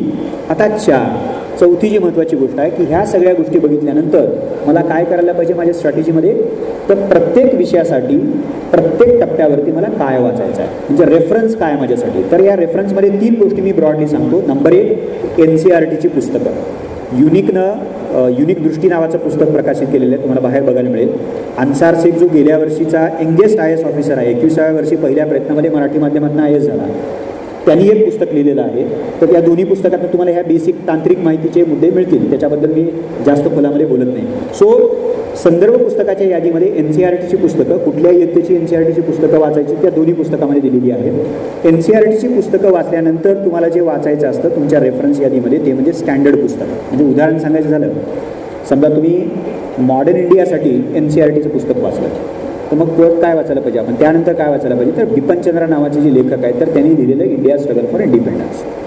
तुम्ही कॉन्स्टिट्यूशनचा विचार करताय, तुम्ही NCERTचं 9वीचं पुस्तक वाचलेलं आहे, त्याच्यानंतर मी काय वाचायला पाहिजे जे की डिटेल आता कॉन्स्टिट्यूशनबद्दल मला माहिती देतं, तर M लक्ष्मीकांतचं इंडियन पॉलिटी आहे. मराठीमध्ये वाचायचं असेल तर युनिकनं आपलं जे भारतीय राज्यघटना आणि घटनात्मक प्रक्रिया खंड 1 नावाचं जे पुस्तक आहे. तुम्हाला इकॉनॉमीवरती वाचायचं तर इकॉनॉमीसाठी तुम्हाला दत्तायन सुंदरम कदाचित वाचाल, रमेश सिंग तुम्ही वाचाल, उमा कपिला वाचाल. असं प्रत्येक विषयासाठी NCERTची प्रायमरी यादी झाल्यानंतर तुम्हाला एक स्टँडर्ड रेफरन्स 1 किंवा 2 संदर्भ पुस्तकं बघावी लागतात. 2, 3 याच्या खेरीज ज्याचा उल्लेख मी मगाशी केलेला आहे, इंग्लिशमधलं किमान एक न्यूजपेपर, मराठीतला एक न्यूजपेपर आणि जर्नल्स. म्हणजे आता तुमचं माध्यम कुठलं आहे, मराठी माध्यम आहे की इंग्लिश माध्यम आहे, याच्यावरती या गोष्टी ठरतील. सो एक कंपल्सरी इंग्लिश न्यूजपेपर, एखादा मराठी आणि जर्नल्स योजनेसारखं असेल, कुरुक्षेत्रासारखं असेल असं मंथली जे मासिक आहे ते तुम्हाला वाचायचं. तुम्ही मराठीमध्ये तयारी करत असाल तर युनिक बुलेटिन नावाचं आपल्या संस्थेचं मासिक आहे ते तुम्हाला बघावं लागतं. सो वर्तमानपत्र एका बाजूला आणि काही मासिकांसारखी नियतकालिकं दुसऱ्या बाजूला. याच्याखेरीज ज्याचा उल्लेख मी मगाशी केला होता, इंडिया इयरबुक. तुम्ही इंग्लिशमध्ये तयारी करत असाल तर गव्हर्नमेंट ऑफ इंडियाचं एक इयरबुक असतं आणि युनिकनं गेल्या वर्षीपासनं त्याचे एक शॉर्ट व्हर्जन, जव्वाद काजी यांचं काल लेक्चर झालं, तर इंडिया इयरबुक इन ब्रीफ नावाचं इयरबुक आपण गेल्या वर्षीपासून काढायला सुरुवात केली, ते तुम्ही बघू शकता. आणि मराठीमध्ये तयारी करत असाल तर भारत वार्षिकी या नावाने आपण 2015पासून युनिकने मराठीमधनं तो वार्षिकी निर्माण करण्याचा उपक्रम सुरू केलेला आहे, ते तुम्ही बघू शकता. सो न्यूजपेपर, जर्नल्स आणि वार्षिकीसारखं ह्या 3 बाबी तुमच्या संदर्भ पुस्तकामध्ये तुम्ही समाविष्ट केल्या पाहिजे. आणि मग सुरुवात NCERTनं करा त्या विषयाच्या. ती झाल्यानंतर स्टँडर्ड पुस्तकं वाचा आणि ती वाचता वाचता मग तुम्हाला एका बाजूला सायमल्टेनियसली न्यूजपेपर हळूहळू कळायला लागते. आणि न्यूजपेपर कसे वाचायचे बोलतो मी त्याच्याबद्दल. सो संदर्भ पुस्तक हा माझ्या स्ट्रॅटेजीमधला 4था भाग होता. आणि मग जो 5वा शेवटचा महत्त्वाचा भाग येतो या स्ट्रॅटेजीमधला, nature, syllabus, question paper analysis, reference list आणि 5वा आहे प्लॅनिंग, नियोजन. आता नियोजन ही बाब या स्पर्धा परीक्षेच्या तयारीमध्ये अत्यंत महत्त्वाची असं म्हणायला काय हरकत नाही. मला नियोजनामध्ये काय काय गोष्टी लक्षात ठेवाव्या लागतात. नंबर 1, या परीक्षेची पूर्णवेळ तयारी करायची असेल, रोज 10 ते 11 तास, तर मला किती वर्षाचा अभ्यास लागतो, तर त्याचं उत्तर आहे किमान 1 वर्ष. माझं जर लॉंग टर्म प्लॅन असेल, मी पदवी करत करत मला या परीक्षेचा अभ्यास करायचा आहे, 2 वर्ष 3 वर्ष माझ्या हातामध्ये आहे, तर तुम्हाला पदवी सांभाळून 4 ते 5 तास रोज देता आले तर नथिंग लाईक दॅट. सो पहिला जो निर्णय तुम्हाला नियोजनाच्या बाबतीमध्ये घ्यायला लागतो तो म्हणजे मी कोणत्या साली परीक्षा देणार आहे, तोपर्यंत माझ्याकडे किती कालावधी उपलब्ध आहे हे तुम्हाला आयडेंटिफाय करायचं आहे. आणि पूर्ण वेळ तुम्ही तयारी करत असाल तर 1 वर्षाचा पूर्ण वेळ अभ्यास हा किमान मिनिमम ज्याला म्हणूयात आपण म्हणजे मिनिमम रिक्वायरमेंट म्हणून बघता येतो. 1 2 दुसरा निर्णय मग तुम्हाला घ्यायला लागतो की मी जर 1 वर्ष पूर्ण वेळ अभ्यास करणार असेल तर त्यातला मुख्य परीक्षेला किती वेळ द्यायला पाहिजे आणि पूर्व परीक्षेला किती वेळ द्यायला पाहिजे. त्याचं एक जनरल ठरलेलं उत्तर आहे, मुख्य परीक्षा व्यापक असते, बरेच विषय असतात, ओके, बऱ्याच गोष्टी वाचाव्या लागतात. त्यामुळे आपण साधारणतः विद्यार्थ्यांना असं सांगतो की 1 वर्षातला 7 ते 8 महिन्याचा कालावधी तुम्ही मुख्य परीक्षेच्या तयारीला राखीव ठेवायला. याचा अर्थच असा होतो 4 ते 5 महिने तुम्ही पूर्व परीक्षेला ठेवा. So number 2. नंबर 3, एकदा का तुम्ही पूर्व परीक्षेला एवढं आणि मुख्य परीक्षेला एवढा कालावधी डिफाईन केला की मग पुढची जी महत्त्वाची गोष्ट आहे ते नियोजनामध्ये त्या टप्प्यातील कोणत्या विषयाला किती वेळ द्यायचा.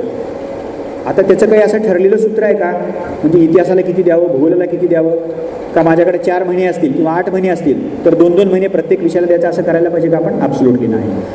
त्या विषयाचा प्लॅन करत असताना त्या विषयाला परीक्षेमध्ये वेटेज किती आहे, नंबर 1. नंबर 2, तो विषय मला फॅमिलियर आहे किंवा नाही, त्याचं मी आधी काही वाचले का पूर्णपणे नवीन आहे, नंबर 2. आणि नंबर 3, त्या विषयासाठी मला किती पुस्तकं वाचायची आहेत, किती NCERT आहेत, किती स्टँडर्ड पुस्तकं आहेत. म्हणजे हे टेंटेटिव्हली मी तुम्हाला सांगतो. ह्या 3 गोष्टींचा विचार करून तुम्हाला संबंधित विषयाला त्या 7 किंवा 8 महिन्यापैकी किंवा पुढच्या पूर्व परीक्षेच्या 5 महिन्यापैकी किती कालावधी निर्धारित करायचा हे तुम्हाला ठरवावं लागतं. Okay, number 3. नंबर 4, हा अभ्यास अशा रीतीनं प्लॅन करत असताना इतर 2 गोष्टींचा समावेश त्या प्लॅनिंग प्रोसेसमध्ये तुम्हाला करायचा आहे. त्या 2 गोष्टी कुठल्या आहेत ज्याचा कदाचित मी मगाशी उल्लेख केलेला आहे. त्या 3 नंतर 4थी गोष्ट आहे रिव्हिजन आपल्याला करायचं आहे, हे कायम लक्षात ठेवा.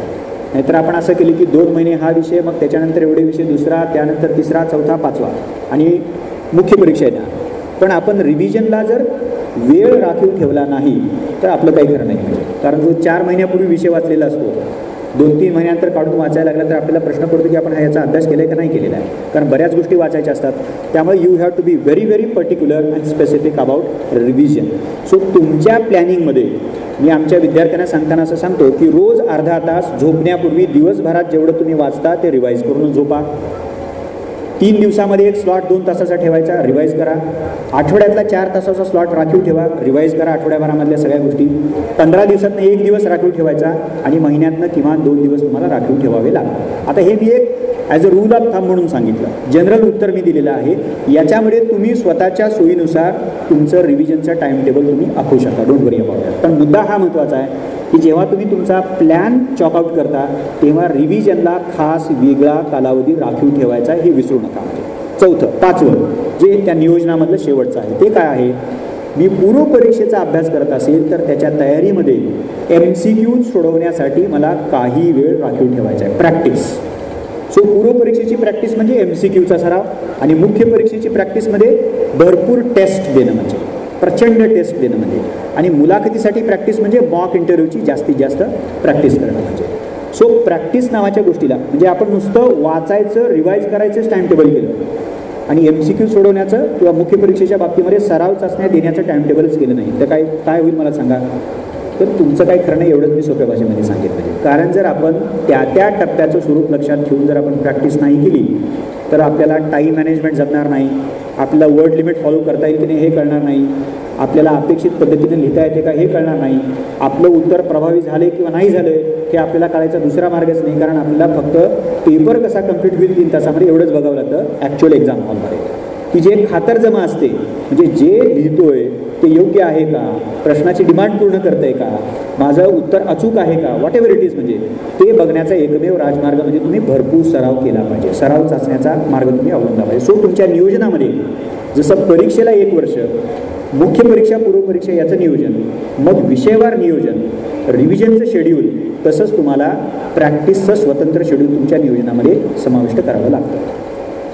आणि मग माझ्या शेवटच्या मुद्द्याकडे येतो, मग मी थांबतो. काही प्रश्न असतील तर आपण घेऊया. म्हणजे सो स्ट्रॅटेजीमधले nature, syllabus, question paper analysis, reference books and planning हे 5 मुद्दे बघितल्यानंतर जो शेवटचा मुद्दा ज्याच्याकडे मला तुमचं लक्ष वेधायचं तो हा आहे की हे सगळं बघितल्यानंतर या परीक्षेची तयारी करण्यासाठी आपल्या अंगी कोणत्या प्रकारच्या ॲबिलिटीज विकसित केल्या पाहिजेत आणि त्या कशा विकसित करायच्या. आता याचं उत्तर देत असताना मी सोयीसाठी 2 भाग करतो. कुठल्या ॲबिलिटीज लागतात त्याच्याबद्दल मी खरं तर मध्ये मध्ये बोलतोच आहे, म्हणजे त्याचा उल्लेख मी करतो आहे, पण आता मी स्वतंत्रपणे त्याचा अधोरेखन करतो. एक जनरल ॲबिलिटीज आहेत आणि काही स्पेसिफिक ॲबिलिटीज आहेत. आता जनरलमध्ये कुठले आहेत ज्याचा उल्लेख मी मगाशी केला आहे. तुम्ही जर सनदी सेवा किंवा सिव्हिल सर्व्हिसेसचा विचार करत असाल तर तुमच्याकडं प्लॅनिंगची ॲबिलिटी पाहिजे. तुम्हाला नियोजन करता यायला पाहिजे. नियोजन कसं करायचं हे शिकलं पाहिजे. त्याच्याबद्दल मी थोडक्यात बोलतो. सो हाऊ टू प्लॅन म्हणजे प्लॅनिंगची ॲबिलिटी तुमच्याकडे असली पाहिजे आणि ते कळेल. Don't worry about that.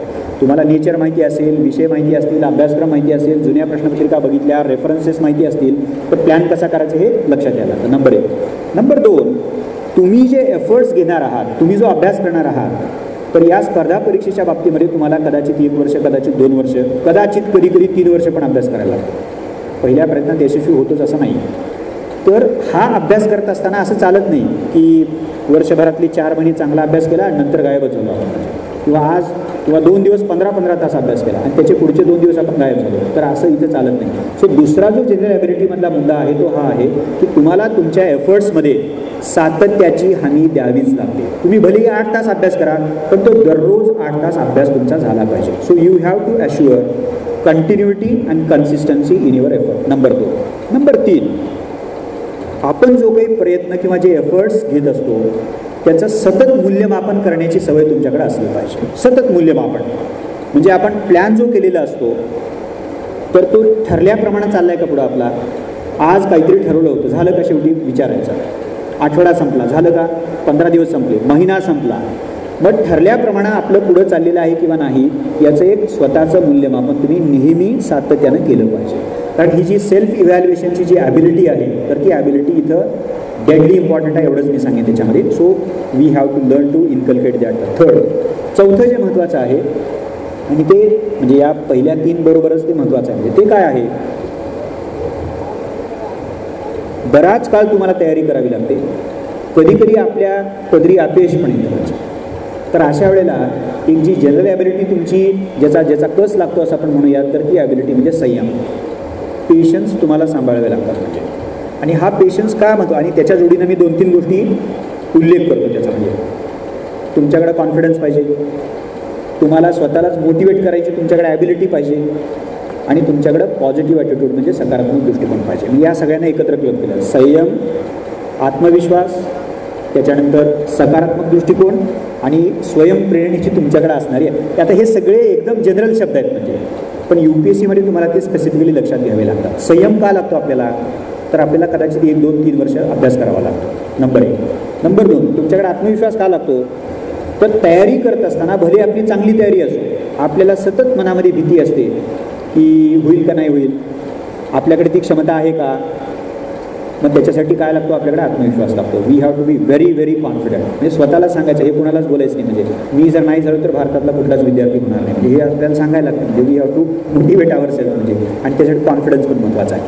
आणि जी शेवटची बाब त्याच्यातली जी आहे सकारात्मक दृष्टिकोन म्हणजे ह्या तयारीच्या दरम्यान तुम्हाला जेव्हा म्हणजे असे अनेक प्रसंग असतात, अनेक क्षण असतात, आपल्याला असं वाटतं की सगळं सोडून पळून जाऊयात आपण. म्हणजे अशा बऱ्याच वेळेला वाटतं, टॉपर येणारही वाटतं म्हणजे. तर अशा वेळेला तुम्हाला सतत सकारात्मक दृष्टिकोन कायम ठेवावा लागतो म्हणजे. सो या सगळ्यांना म्हणजे प्लॅन असेल, सातत्य असेल, इव्हॅल्युएशन असेल आणि संयमापासून सकारात्मक दृष्टिकोन असेल, ह्या सगळ्या बाबींना मी जनरल सेट ऑफ स्किल्समध्ये समाविष्ट केलेला आहे. आणि याच्या व्यतिरिक्त 4 ज्याला मी स्पेसिफिक कौशल्य असं म्हणेन किंवा क्षमता असं म्हणेन, त्या 4 क्षमतांचा विचार करतो. पहिली, ज्याचा मी मगाशी उल्लेख केलेला आहे, तुमच्याकडं चिकित्सक विचार करण्याची, क्रिटिकली थिंक करण्याची ॲबिलिटी असलीच पाहिजे आणि ती जाणीवपूर्वक डेव्हलप करायची. म्हणजे कुठलीही गोष्ट या परीक्षेच्या तयारी दरम्यान गृहीत धरायची नाही. पुस्तकात काहीतरी दिले, आपल्या शिक्षकांनी काहीतरी सांगितले, वर्तमानपत्रात काहीतरी वाचले, जशाच तसं आपण ते ग्राह्य मानलेलं आहे, पुढं निघालेलं आहे, असं अजिबात करायचं नाही. तुम्ही एक सवय लावायची स्वतःला. What is this, how and why is this. म्हणजे म्हणजे स्वतःला ते डब्ल्यूवाले प्रश्न जे आहेत म्हणजे व्हॉट, हाऊ अँड वेन किंवा व्हाय त्यातलं महत्त्वाचं आहे. म्हणजे हाऊ अँड व्हाय हे फार महत्त्वाचे आहेत. म्हणजे तर अशा प्रकारचे चिकित्सक प्रश्न विचारण्याची सवय तुम्हाला लावावी लागेल. कारण तशी जर सवय आपल्याला लागली तर मग आपल्याकडे एक दृष्टिकोन तयार होतो की कारणमीमांसा करता येईल का आपल्याला, उपाययोजना त्याच्यावरती काय योजता येईल किंवा केलेल्या उपाययोजनेचं मूल्यमापन आपल्याला करता येऊ शकतं.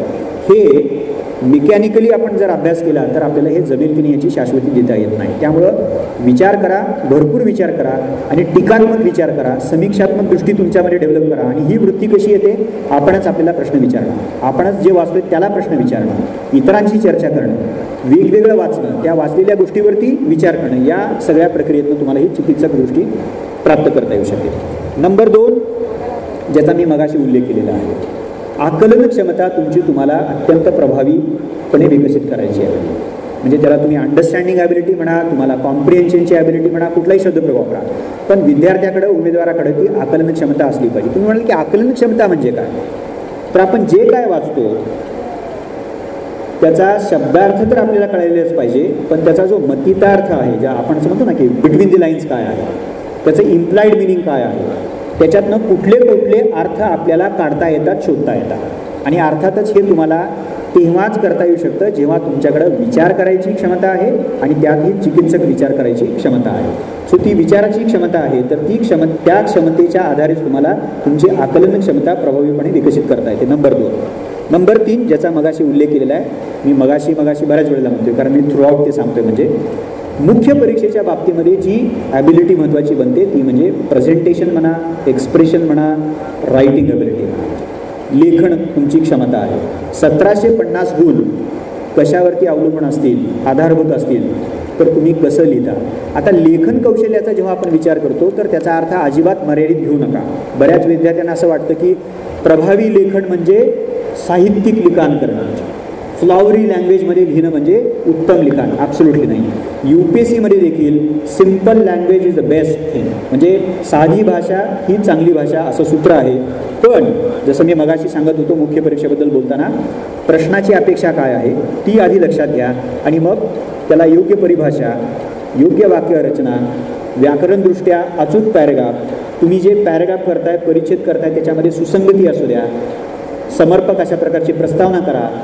मुख्य जो भाग आहे तर तो भाग तुमच्या उत्तराच्या मुख्य भागामध्ये डील केला गेलेला आहे याची खात्री बाळगा. निष्कर्ष काढा. म्हणजे तुमचं प्रत्येक उत्तर जणू एका उमेदवारानं केलेलं अत्यंत सुसंगत अशा प्रकारचा आर्ग्युमेंट वाटलं पाहिजे. अख्खा पेपर तर वाटलाच पाहिजे, पण 5 मार्काचा प्रश्न असू द्या किंवा 10 मार्काचा प्रश्न असू द्या, तो त्या प्रत्येक प्रश्नाचं प्रत्येक उत्तर हे इटसेल्फ एक आर्ग्युमेंट वाटलं पाहिजे. म्हणजे काहीतरी पहिल्यापासून शेवटपर्यंत आर्ग्यू केलेलं आहे असं त्या परीक्षकाला इम्प्रेशन गेलं पाहिजे. सो ह्या सगळ्या गोष्टी तुमच्या लेखन आणि या लेखन कौशल्यामध्ये तुम्ही काही नाविन्य आणता का, तुम्ही आकृत्यांचा वापर करता का, तुम्ही टेबल्स वापरता का, तुम्ही फ्लो चार्ट काढता का, तुम्ही समर्पक भोवतालची उदाहरणं रेफर करू शकता का, अशा अनेक गोष्टींचा समावेश त्याच्यामध्ये करता येऊ शकतो. सो मी जेव्हा लेखन कौशल्य असं मानतो तर केवळ भाषिक अंगाने त्याचा विचार करायचा नाही. दोन्ही गोष्टी, आशय पण आहे आणि त्याच्यामध्ये अभिव्यक्ती पण आहे. 2 म्हणजे हे 3रं होतं. 4थं जे आहे शेवटचं, तुमच्याकडं इफेक्टिव्ह कम्युनिकेशनचं स्किल असलं पाहिजे की जे विशेषतः मुलाखतीच्या बाबतीमध्ये महत्त्वाचं आहे. ओके. आता कम्युनिकेशन हा शब्दप्रयोग देखील आपण व्यापक अर्थाने बघितलं पाहिजे. म्हणजे फ्लुएंटली बोलणं म्हणजे इफेक्टिव्ह कम्युनिकेशन का, तर त्याचं उत्तर मर्यादित अर्थाने येस आहे. म्हणजे मर्यादित तुम्हाला बोलता यायला पाहिजे, व्यवस्थित बोलता यायला पाहिजे, औपचारिकरित्या तुम्हाला संवाद साधता यायला पाहिजे, याच्यामध्ये कुठल्याही प्रकारची शंका नाही. पण त्या बोलण्याचा कंटेंट काय, म्हणजे त्याचा आशय काय, त्या आशयाचं स्वरूप काय, हा देखील महत्त्वाचा आहे. मग इथं आकलन आहे, तुमचा दृष्टिकोन आहे, तुमची चिकित्सक विचार करण्याची वृत्ती आहे, सगळ्या गोष्टी तुमच्या कम्युनिकेशनमध्ये असल्या पाहिजे. सो कम्युनिकेशनचा देखील विचार करताना जसा मी अभिव्यक्तीच्या भाषिक अंगाने विचार करतो, बाह्य अंगाने विचार करतो, तसंच मी आशयाच्या अनुषंगाने देखील विचार केला पाहिजे. मी प्रभावी बोलत असेल पण त्या बोलण्याचा आशय काय आहे, त्याच्यात काही कंटेंट आहे किंवा नाही, त्याची क्वालिटी काय आहे, याच्याकडे देखील आपण योग्य लक्ष द्यायला पाहिजे. सो चिकित्सक विचाराची वृत्ती, आकलन क्षमता, लेखन क्षमता आणि शेवटचं होतं प्रभावी संवाद कौशल्य. या 4 स्पेसिफिक ॲबिलिटीज या स्पर्धा परीक्षेच्या बाबतीमध्ये तुम्हाला सातत्यानं उपयोगी येतील आणि त्याचा विकास तुम्हाला काय करायलाच पाहिजे सुरुवातीपासून शेवटाकडे येताना मी एवढंच म्हणेन की जे विद्यार्थी पदवीपासूनच या परीक्षेची तयारी करू पाहत आहेत, तर त्यांनी या सगळ्या गोष्टी लक्षात ठेवून त्याचा एक प्रॉपर प्लॅन बनवावा आणि तो प्लॅन त्या वर्षी डिफाईन करून त्या गोष्टी त्या वर्षी होतील याची काळजी बघायला पाहिजे. मुद्दा हाच आहे की आपल्याला जमेल का? बऱ्याच विद्यार्थ्यांना असं वाटतं की याच्यासाठी मेरिटमध्ये आलेला विद्यार्थी असलं पाहिजे, अमुक असलं पाहिजे, तमुक असलं पाहिजे. Absolutely not. कुठलाही विद्यार्थी, कुठल्याही शाखेतला ग्रॅज्युएट विद्यार्थी या स्पर्धा परीक्षेमध्ये यशस्वी होऊ शकतो, प्रोव्हाइडेड तुम्ही या परीक्षेचं स्वरूप कशा रीतीने लक्षात घेता. नंबर 1. नंबर 2, या परीक्षेच्या तयारीसाठी जे एफर्ट्स, ज्या प्रकारचे एफर्ट्स तुम्हाला घ्यावे लागतात ते तुम्ही एफर्ट्स कसे घेता.